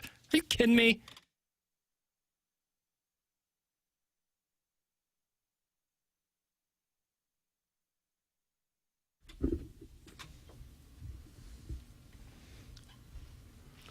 Doug, you requested this. Why? No, I don't care for this one. We're talking about Cat Dad. We're talking about Cat Dad. Playing Cat Daddy. This was huge in the bar mitzvah scene. This circa song. 2010-11. Gotta be kidding me. Huge. Huge. Doing the Cat Daddy. And the Dougie. Both of them. What is the Cat Daddy exactly? It's a dance you do with the Dougie. It's like you kind of do like a wheelchair move. The people know. Chris Brown did a whole video about it. It was fun. Okay. Could you show us since we're on YouTube? TV? Yeah, there's been a treat for Lex Luthor and Nipper School Monitor, who says, "Hey, Jackson," with a pink hand. Unpack that too. That was Kate Upton's video. Doug's pool boy bottom says. It was Kate Upton's video. Yeah, that was famous. I know what you're talking about, Doug's pool boy bottom. I know, real nice like. I must have missed that one. Boy, and you were in your prime time. Kate Upton, what year of this video have come out? Sounds like about 2010, eh? Yeah. Is she the one married to Justin Verlander? I've seen something there. Now, what's that mean? Well, what's that mean? I don't know. I don't want to say. Martin's confused. Are you speaking in code? I'm not trying to. The Cat Daddy video. That's it, where she's dancing. That's where this is coming from. That's Got where it. Doug's... I don't know what you're talking about. No, I don't either. I haven't seen it. Can you show us the Dougie? No. Can you show us the Cat Daddy? I couldn't imagine anything cornier than me standing right here with you three gentlemen in my purview. That's why we want to see it. And me hitting the Dougie. Can't imagine. And then we'll get a worse. billboard. We're pointing at you over our shoulder like, right. This guy. Look at this guy. Goober. Goofy. Well, it just seems like you dance often by yourself at the wheelhouse. We thought maybe you could dance here. I guess that's not going to happen, is it? Not like a fully involved dance like that. Yeah. I just don't think that would play well. I think it'd play great, actually. It would be at your expense. Right. But I think it would play really well. This is the yellow cummerbund floating device in Jamaica right here. My God, I saw before you even put that thing on. I was like, and I said to my wife, I said, I'm going to need to have a talk with Jackson about some of his decisions. Yeah, that led to me losing a bunch of weight. I read that it was good. Then it was good. Silver lining, I guess. I read that they're opening up those Jamaica resorts where we were. Like, apparently they weren't just completely destroyed. That's by great the to hear. hurricane. That's because where we were was the northeast part of the country. It's the southwest that is. Right. I mean, not to say that they weren't damaged all over the place. Yeah. But the Southwest was absolutely destroyed. We deep teased this, Jackson. Josh Pate, I haven't heard this. I'm looking forward to hearing what he has to say. What's he got on Missouri and A&M? He's saying, there's a lot of, you see A&M, you see the number next to their name, you see their performance at LSU, but you got to go on the road in Columbia. That's not an easy task, says Mr. Pate. I'll let the audio speak for itself. If you've ever watched enough of college football, you know that when the starter goes down, for any program that has a pride about itself, the collective understanding from a defensive lineman, a safety, a wide receiver, that we got to shoulder a little bit more of the load. When you stack all that on top of each other, sometimes it more than makes up for the gap. David, sometimes they play their best game of the year when the backup quarterback's in. It makes no sense. So you double that when you're coming out of a bye. You got a really sharp offensive staff in Missouri. They went down there and got blanked last year in College Station. I know, because I was down there. It was the most boring game we went to all year, which is a very big compliment to Mike Elko and those guys. And so you got the revenge factor, you got the backup quarterback factor, you got 2 weeks to get ready for it. And I think if that didn't wake you up enough, if A&M's struggles on the road historically aren't fresh enough in your mind, not this year so far, but historically, if that's not fresh enough in your mind, maybe that point spread woke people up. when it started circulating, and it was, at last check, under a touchdown. Maybe that woke people up. Watch what Texas struggled to do in Starkville. This league this year, man, the worst are not terrible. The best are not great.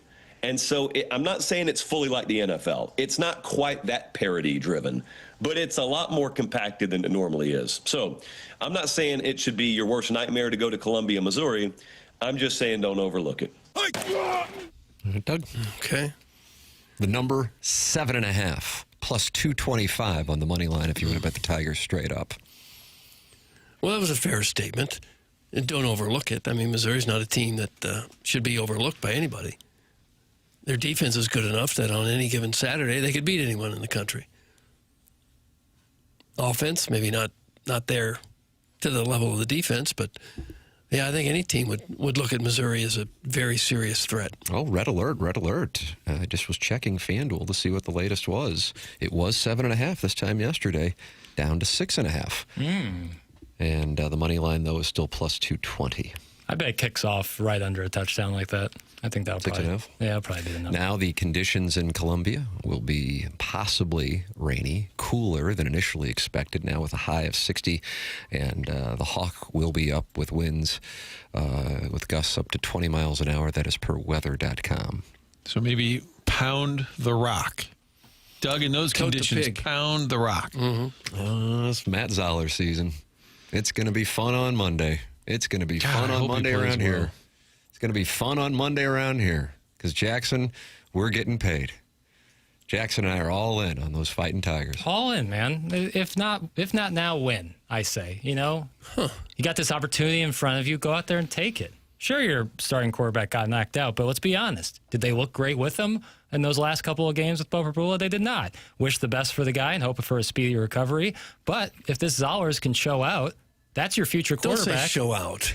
Well, that's what it would be. Don't say show out. It'd be a coming out party. Okay. That's what I want to see. All right. And hopefully that means stretching the field. You got these guys. Marquise Johnson, 99% of the time, is going to be the fastest guy on the field. Get him the rock. Hey, Pale, you do realize at this point in the season, Missouri's signature wins against Kansas. Yeah, It's in the no one 6-1-8. has to explain that to me. No, I don't live under a rock. He felt he needed to. I would argue, oh boy. Oh, gotcha. No, I was trying to think. Oh, the 6-1-8 got what he wanted. No, not me being upset. I'm kind of back and forth on what the signature win would be now. Well, that's a problem. That is a problem. It would be tough It's to say Saturday. Auburn on the heels of them Ask losing Papers. 10-3 to Kentucky. Ask Yes, Papers sir. that question Saturday at 7 o'clock. There you what the go, signature win is. Martin will be in Columbia topless with Gabe. In the press box. It'll be a little awkward. Spilling nacho cheese. Was Jeff Burkett at Yes. the Vandy game, and did he yell to Bo Prabula, "Don't let him see you're hurt"? He's like, "I'm sorry, I can't walk." I think in some I'm circumstances, thinking he now has of to like wave that. horrific injuries, Theismann and Jeff Burkett's like, "Get up!" Luckily, I never had anything like that. Every day, you guys live in this Mizzou fantasy land. They never win a big game. Eric in the Central Well, West. there's some truth behind that as It is well. true. We're hopeful. Martin, you have the Cotton Bowl T-shirt under your TMA hoodie. Yeah, I got a couple binders. It doesn't just say college football champions. With a win over the Ohio State. But you know, like if you were to go to Florida or something and people were like looking at like this is big wins, they'd probably put the Ohio State bowl game in there, which is, in my opinion, and I think all of our opinions, wrong. But that's what, like, if you're trying to sell him. Sure, if you're trying to sell it, absolutely. Yeah. I get that. And I think even Drinkwitz, his job is to sell the program For sure. to fans and alumni. And I think that's one of the reasons they pumped that up, although I think they really believe that was a signature win. It's a great thing. You play Ohio State, anytime you beat them, that's great. But it wasn't quite the matchup that you would typically get when playing Ohio State. But I get that you're always going to try and pump the program up and promote it a bit. And that's one thing Drinkwitz has been really good at, is pumping up the program and getting people excited. But if you look at next year, the schedule is much tougher. What players are going to be back? A lot of these defenders that are leaving. This is a great chance, again, to win a big game. They never seem to win the big game, but this is a great chance to do it. It looks like the amateur proctologist is coming to Jackson's defense. Beating Navy in the 1960 Orange Bowl was a signature win. That was So there you nice. Nice. Thank you, Dan. Doug, did you go live in the post game or the pregame? No, we just had to send out smoke signals. We couldn't go live back then. I hate weddings, but can I go to Greg so I don't waste my time with these Tigers for the millionth time? That's Chairman Stephen Wildwood. Doug, is there any availability at the wedding on Saturday? No. Sounds like that was like when somebody wanted to go up and see Francesa. Mm-hmm. You didn't really think about it. I don't believe there's room, no. It's because of this. Your cousin Nick, who listens in Minnesota, but he's moving to Atlanta, texted me the day of the Bama game. He said, all right, I'm watching this thing because of you guys. So we're pulling people into the Mizzou crowd. I just want it on the record that it's all going to change because of Matt Zollers, who was so good as a freshman in high school that he started and was 14 years old playing against guys who were 18. He forced their hand. Oh, it's going to be magical on Saturday in Columbia, and Jackson Burkett will be vindicated, and you will be able to come in here and have a long talk with Eric in the Central West End. I can't wait for Monday at 7 a.m. for you. Yeah, that's the goal every week is come in here so I can right some wrongs that were given earlier in the week, and damn it if I haven't been unsuccessful every single time. Eric, you seem mad. We should go to Lover's Lane and neck for a bit. That's from Man Bay 2004. I love the term necking. That is folksy. Necking. Like at a drive-in? Let's neck. Clip that off. Drake's going to Penn State anyway. That's from In DeBoer We Trust. God, I just don't see that. That was making its way around the Penn State message boards yesterday. And one of the reasons why, as insane as this is Missouri's schedule's really brutal next year. Doug, trips to Athens, Georgia, right, and to the Grove in Oxford, in addition to our friends from Texas coming to Columbia. Who else? I know there's another big boy coming to town, too, next year. Trip to, I can't remember. Either way, the schedule's tougher. Point being, this is Penn State's schedule. Doug, Marshall, Temple, Buffalo, not Josh Allen, but the Bulls. Maryland, that's a road game, though. It's probably 4-0. They got Northwestern. They got to go to Evanston. 5-0. They got Minnesota at home. 6-0. They got Purdue at home. 7-0. Why do you hate Barry Odom? Got Rutgers at home. 8-0. Why do you hate Greg Schiano? And then, I don't know if did I say Rutgers or Wisconsin recently. Wisconsin's okay. Wisconsin's at home. 9-0. All right. And then there are 3 games that would be where you could get into potential trouble. At Michigan, at Washington, and at home against USC. But no Ohio State on the schedule, and what certainly would be considered a more favorable Big Ten schedule. Probably 10-2. Missouri next year. A&M is coming back. A&M, you got at Georgia, you got Florida at home, Oklahoma at home, Texas at home, Texas A&M at home, and then you had 2 Oxford to play Ole Miss. You have 5 SEC home games. It's a very attractive schedule. Tough, but attractive. Yeah. Marquee. A lot of big games, fun games in there. Right, so you got to try and win next year if you're Drink. You got to win at Georgia, at Ole Miss, beat Texas at home, beat Oklahoma at home, beat A&M at home. But you do start with Pine Bluff. But somebody, whether it's Drinkwitz or not, is going to walk into a great situation at Penn State. Yep, with that schedule, I might go to Penn State. That's from the Jerkwood from Kirkwood. Yeah, and usually in the Big Ten, as opposed to the SEC, you're up against maybe 3-ish teams. If you're at Penn State and at the SEC, who the hell knows? All right, it's 10-13 in St. Louis. We got a break. It's TMA 101 ESPN.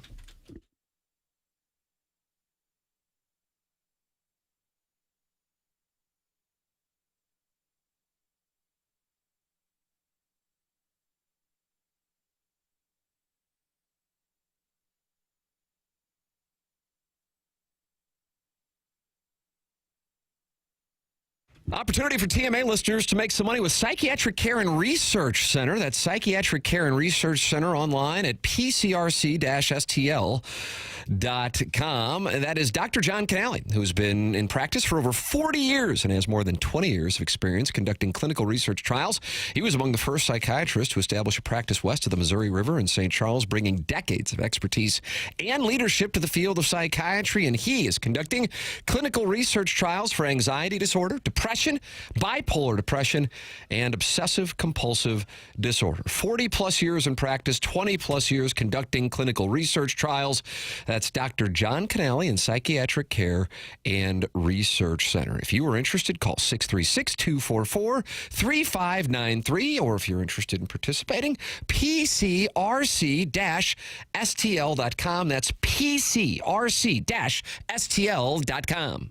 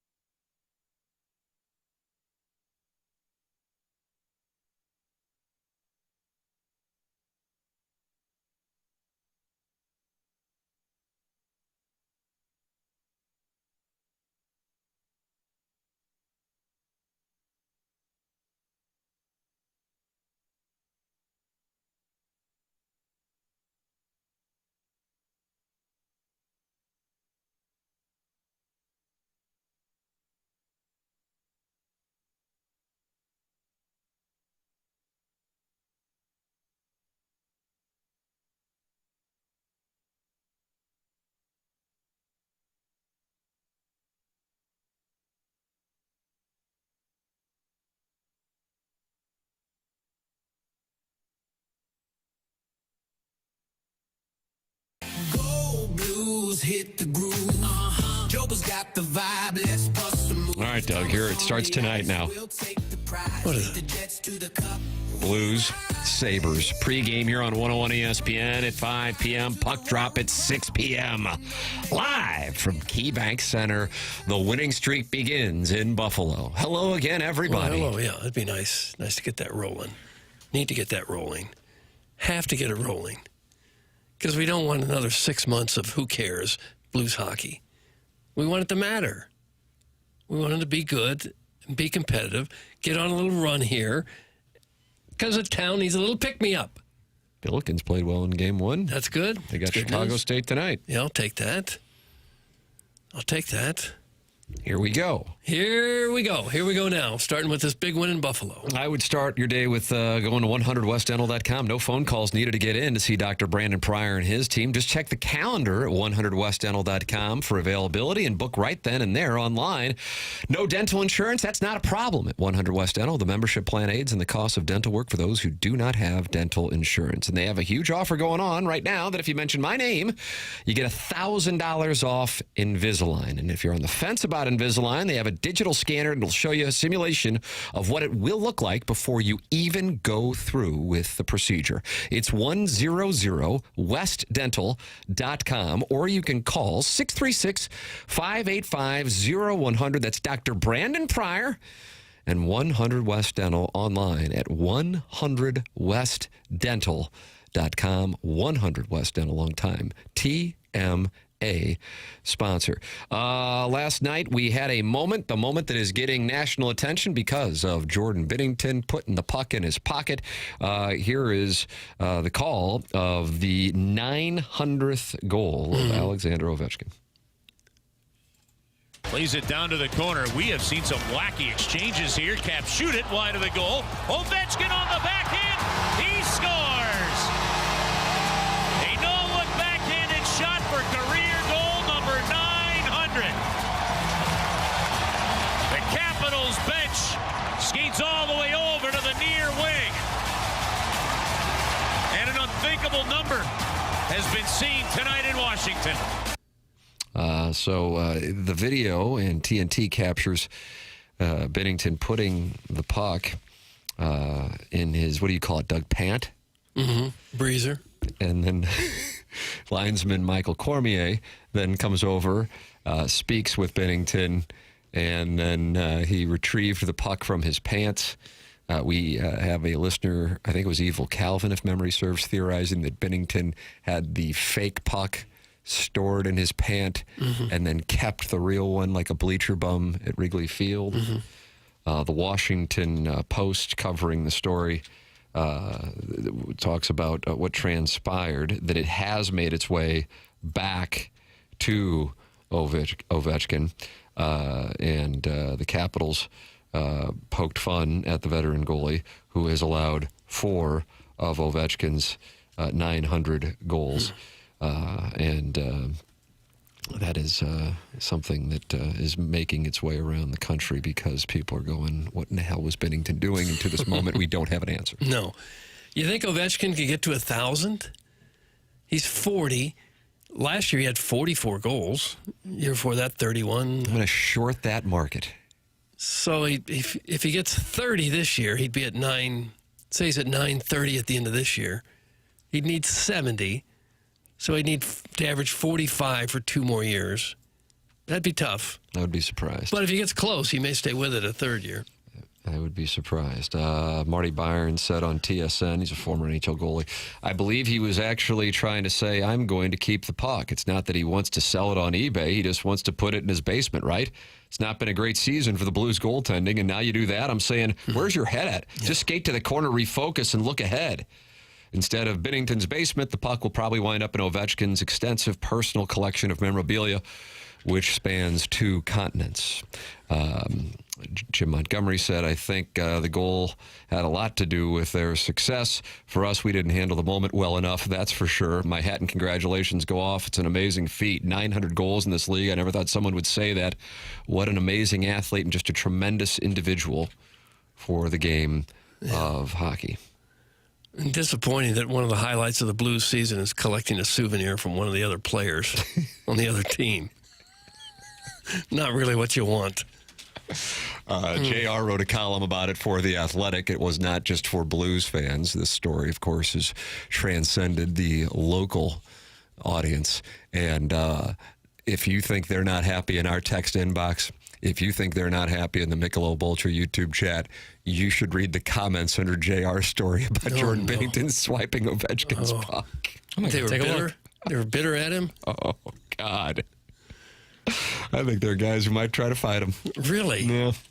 Could it be that it's really just kind of a funny little thing and not that big a deal, but as the media, we got to pounce on it and make it seem like it's super important? I don't really think this is a media contrived thing. I don't. I mean, I'm in a group chat with a bunch of guys, mainly golf guys, and I mean, some of them played, don't get me wrong, but they're like, what? I mean, just like a punk move, you know? Yeah, it kind of was that, but I mean, Doug, the first comment is from, Brian H. Jackson, are you in these comments? Mm-hmm. A D-bag doing a D-bag thing. Wow. But then Tyler F. responds, and I love when you can just go to anonymous people online and use it as a man of the people. Lighten up, Francis. If he wanted to be a D-bag, he would have tossed it to the crowd. It was humorous. That would have been. You would have fought him. If he would have thrown that into the crowd, that would be really bad for him. Yeah. You'll sometimes see that with Major League Baseball players where they just out of habit throw the ball to a fan and it ended up being that person's first hit or something.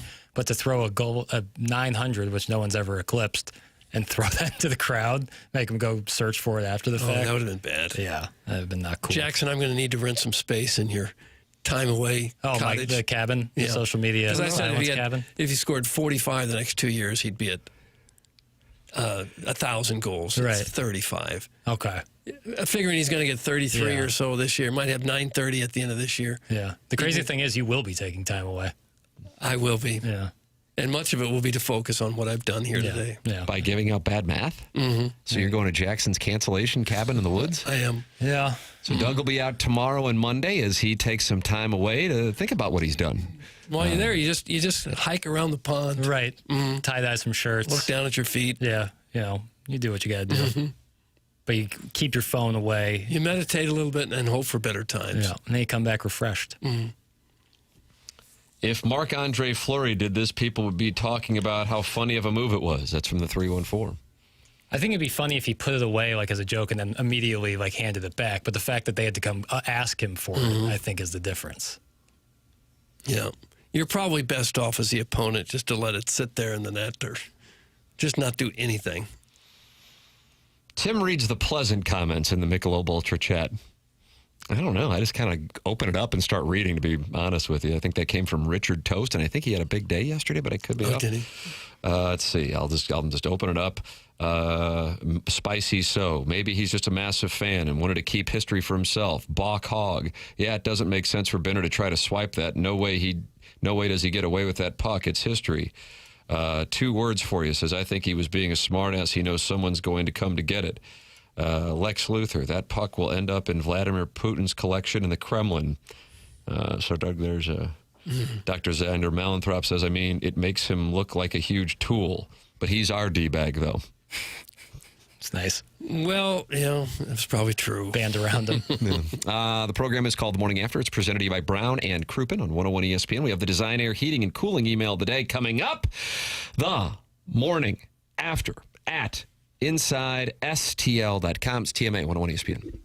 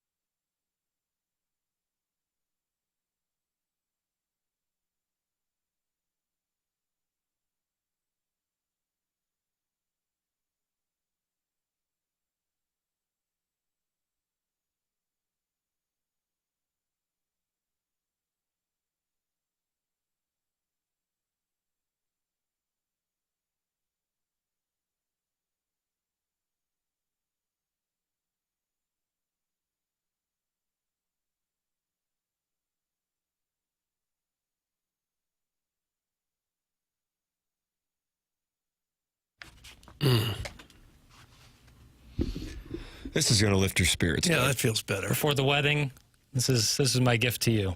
This should probably be played at the wedding. I think so. Right after you may kiss the bride. Can't you just see the whole wedding party dancing to this? Absolutely.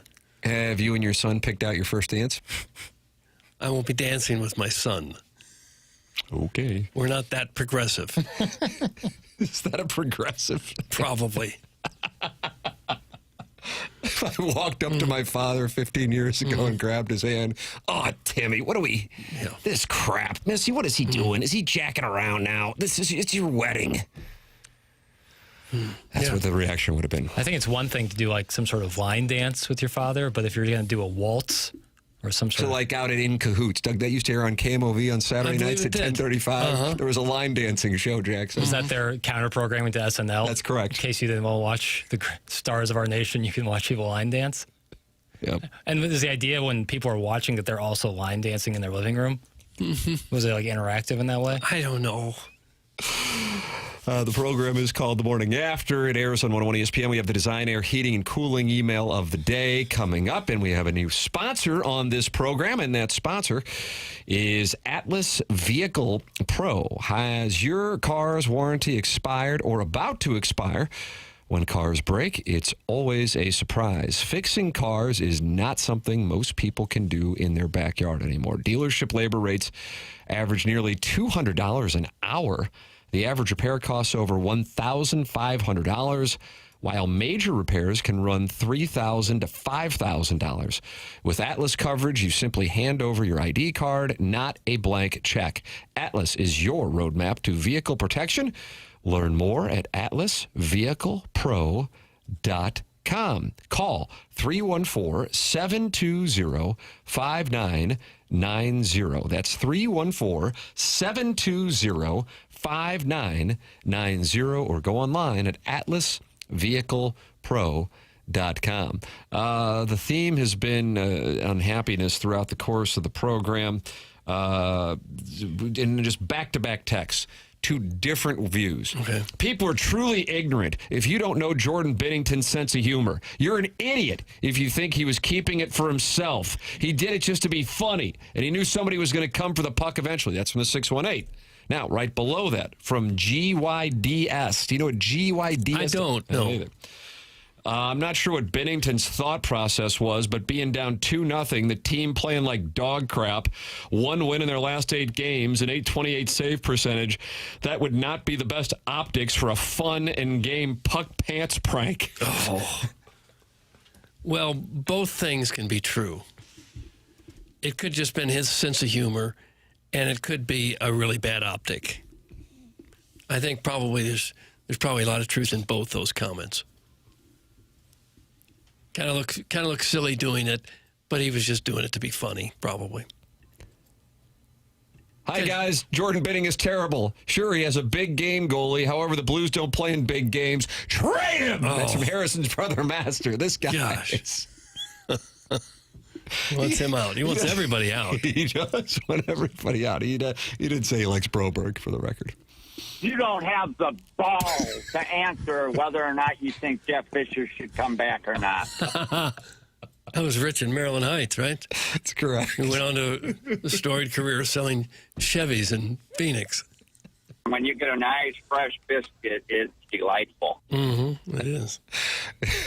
What a true statement. You know, biscuits are delightful. I agree with that take. I love this show, and it's because your undeniable charisma, Tim. That's from Marshall's collage program. Are we doing a text of the day? Or we already gave one away? Gave it away to someone who just said the Blues like this show sucks. Yeah, that's right. I'm not a detective, but I suspect that the team's lackluster play has bred plethora of slight discontentment amongst a very passionate fan base. That's from Richard Toast. Okay. Richard Toast. Good. He said he suspects the team's lackluster play has bred discontentment. Slight discontentment. Is that a word? I'm not trying to bust bulls or anything, but I'm not sure if it is. Yeah. Check it up. I'm going to short it. I'm going to say no. Discontentment. No, it is. I apologize to Richard Toast, who I think won text of the day yesterday. Hell, I don't know. I am astounded that so many hockey fans are such liberal babies that they are this triggered about a joke. Relax, people! That's from the battery-operated boyfriend. I don't think this is a liberal conservative issue. I think he just made a decision at the spur of the moment that he thought maybe this will be fun. Well, you might be the most passionate liberal I know, Doug, so this is clearly a liberal conservative issue. Hey, Richard Toast, knock it off with the big words! It's from Ray King. Well, that's true. We don't need any of that around here. Yeah. Are we really going to talk about this Binnington all damn show today? Less talky, more droppy. Hey. It's from Big Tuft. Okay. Again, I really want to throw it out there that I don't think people actually care about the drops. They just like complaining about the lack thereof. I think that's probably true. Kevin Durant says the same thing about the NBA. He says people don't actually like the NBA or hate the NBA. They just love complaining about it.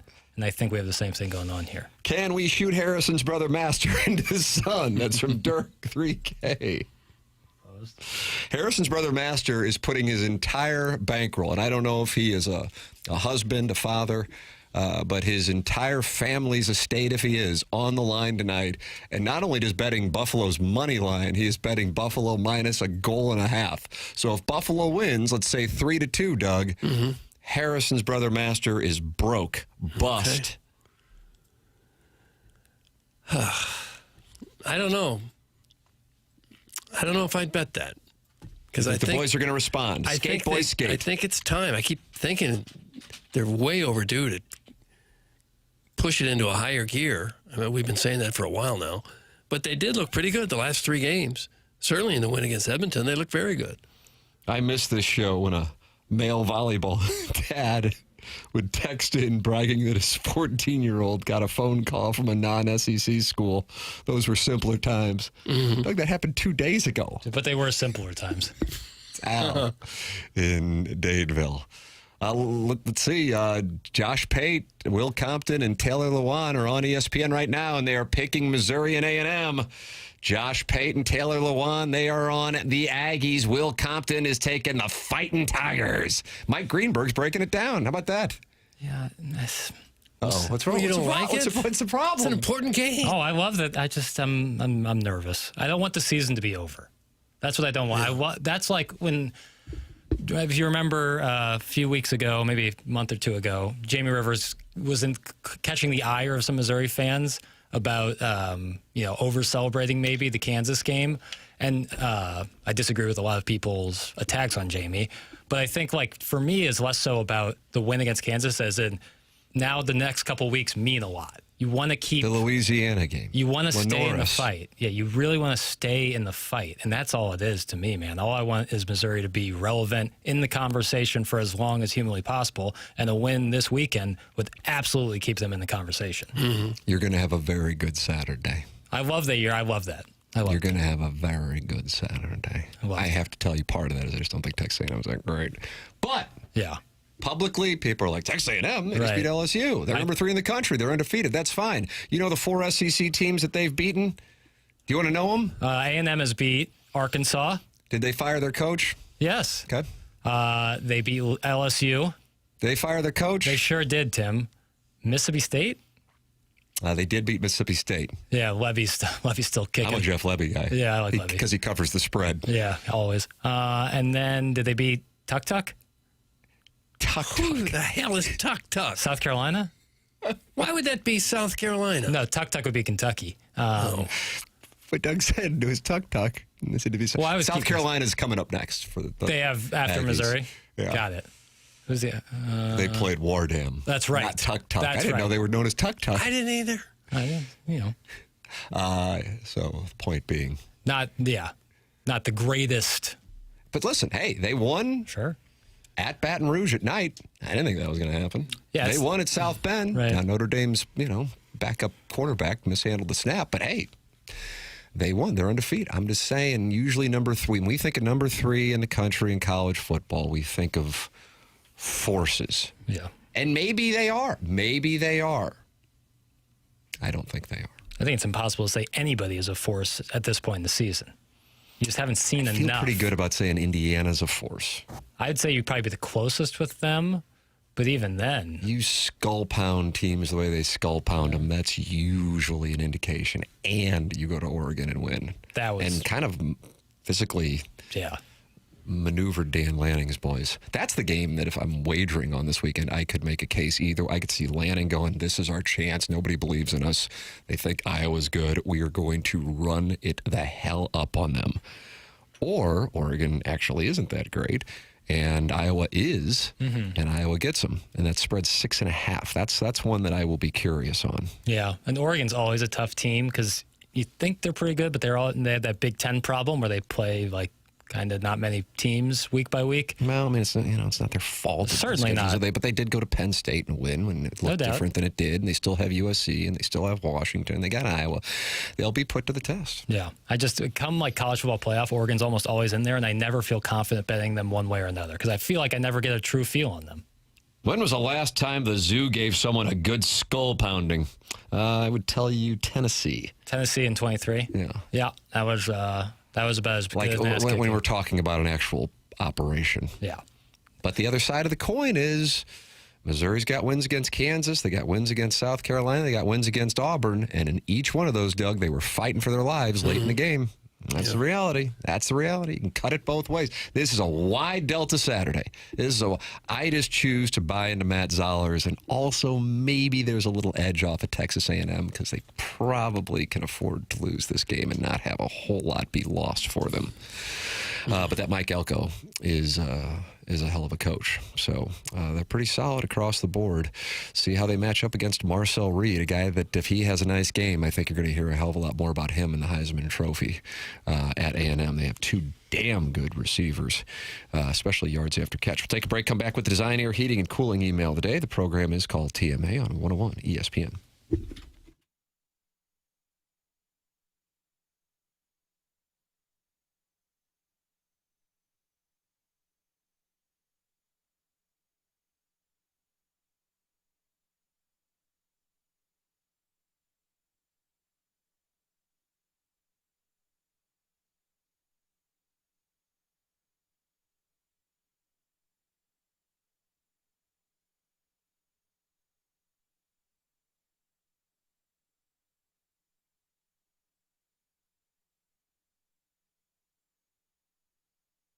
Hey guys, this is Jackson. And St. Louis, the countdown to Thanksgiving is on. Our friends at Lee's Famous Recipe Chicken, Hot Shot Sports Bar and Grill are teaming up with Coca-Cola to support Operation Food Search. Now, through November 21st, you can drop off non-perishable food items at any Lee's or Hot Shots to help families in need right here in St. Louis. It's great for the community to come together and help those that are less fortunate, and the holidays are a perfect time to do that. And our friends over at Lee's and Hot Shots are teaming up with Coca-Cola and Operation Food Search to get that done for St. Louisans in need. So donate and you'll get a free Coca-Cola beverage, plus a chance to win gift cards and hockey tickets.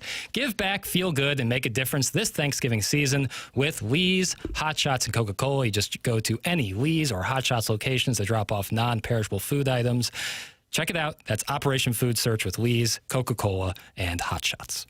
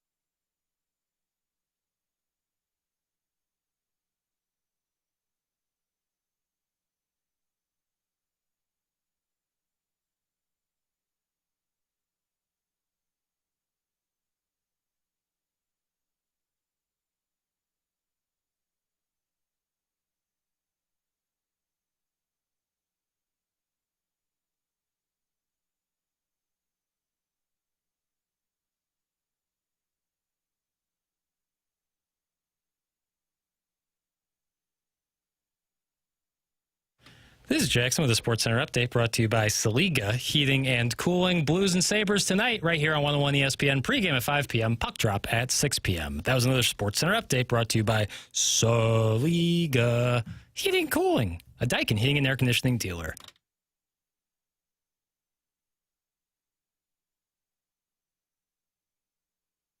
CMA 101 ESPN. We have the Design, Air, Heating, and Cooling email of the day coming up here in a matter of moments.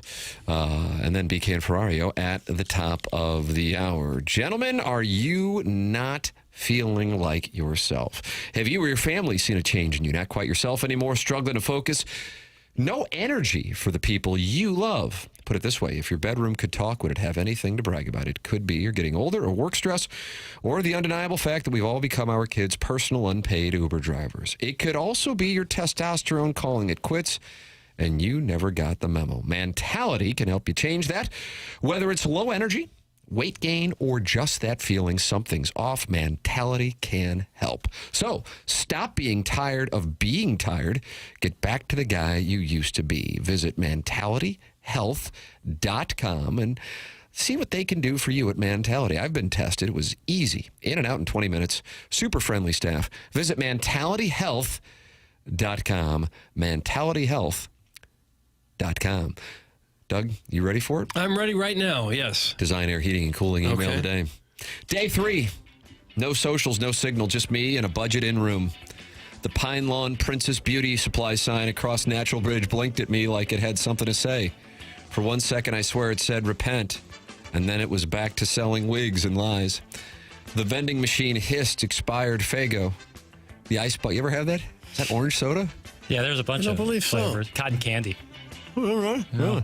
Cotton candy's like eating insulation. You doing a live read? No. We did at Kirkwood. We saw you at the Kirkwood Halloween thing. Oh, that's right. And I was at that Sugar Shack that's just to the west of Billy G's. They were giving out cotton candy. Oh, yeah, you don't want that. Kids liked it. Yeah. I didn't say it was fiberglass, though. That's what it looks like, what it tastes like. The vending machine hissed expired Faygo. The ice bucket whispered my name like it had a score to settle. How did one rogue tweet about the Fontbonne women's bowling program spiral into exile? It was a load-bearing program. I drained another Old English and shredded another podcast idea. My soy boys were right. Emotion sells. But how do I monetize despair in a deep dive of Child's Play with a random female listener who may have been a bot? Franchise culture, man. I drifted to the front desk and tossed the key like it owed me money. You were never here, the clerk said. I didn't argue. Until next time, that's from the TMA Troubadour. TMA Troubadour. Hiding the puck was a little prank. Get over it. Like when I hide the catalytic converter from my ex-wife's car while she was at the Kings of Leon concert at the Lime Ponderosa. Just fun stuff that didn't require time away at the TMA Autumn Cottages, which provide the opportunity to walk and talk through tall grass and opine on the state of SEC football. That's from Shooter McGavin, the vice president of making picture films with gerbils rather than chimps because it's 2025. Hell yeah. Shooter McGavin. Hi, Doug. Enjoy the wedding this weekend. I know weddings are expensive, but ultimately, I can't think of a better way to introduce your neighbors to your son's coworkers. Perhaps at the reception, you can relay that fun little anecdote we heard on the show today about Pat McAfee calling out ESPN stars over the dispute with YouTube TV. Or was he defending them and calling out ESPN? I guess it's impossible to know, but only having a tenuous grasp of a topic certainly shouldn't stop you from bringing it up and making confused guesses about it. I hope the bride comes from money. That's from the Shrewsbury Butter Squirrel. Shrewsbury Butter Squirrel. Hey, boys. I was filtered yesterday, so let me rephrase yesterday's message from Doug. Hey, Doug. When you come to my house, I don't mind if you make enough hot chocolate to overflow the cup. In fact, it makes me want to see you make more hot chocolate. But next time, put that chocolate on my chest.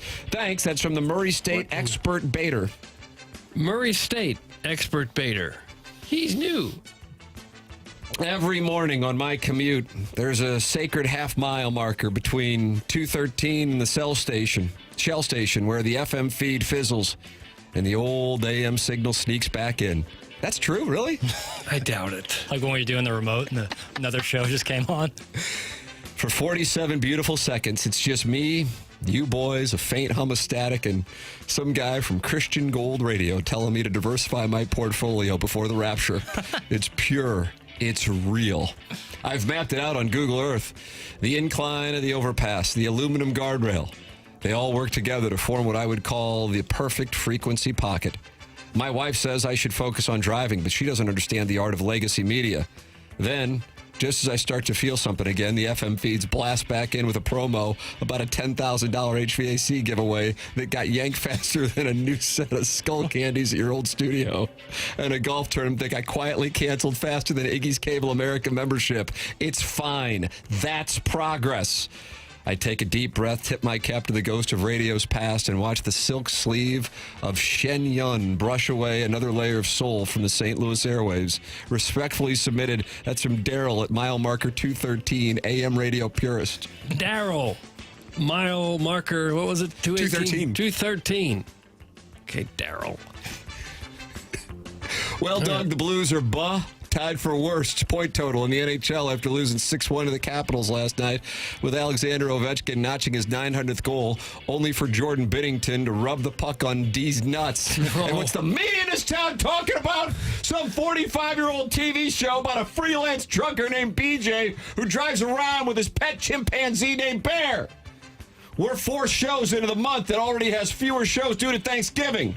And we still don't have any protocols for this shit-show email competition or the $10,000 HVAC prize that may or may not exist. But that's okay. We're going to keep reading emails at the end of the show without Martin, despite the fact that we'll continue to be shorthanded while we take turns vacationing at Libby Joel's place in the Hamptons. Meanwhile, Remedial Math Boy continues to be in charge of the standings that are more asinine than the 1981 strike-shortened MLB season. Don Mattingly said it makes him think that Bowie Kuhn, Doug, remember Bowie Kuhn? Sure, the commissioner. Is in that body and making it up as he goes along. But we're not down. The sun is up and we are fighting. That is my message to the fans. What's up, Trevor? I do appreciate the AC/DC tickets, and maybe I'll even invite Iggy to join me.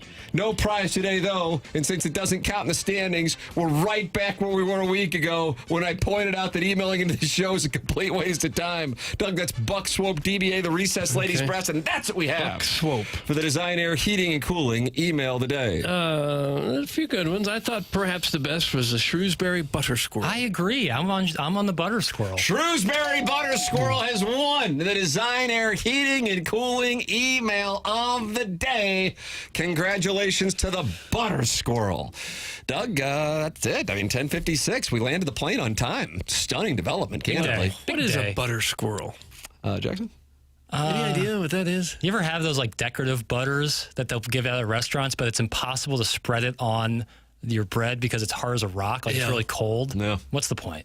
Give me the pat. I want the butter pat. Yeah. Well, when I bust tables at Pietro's, we'd have some nice cold butter for you. So maybe I was a butter squirrel. Really? Yeah, you were probably, well, you were and I grew pretty close to Shrewsbury.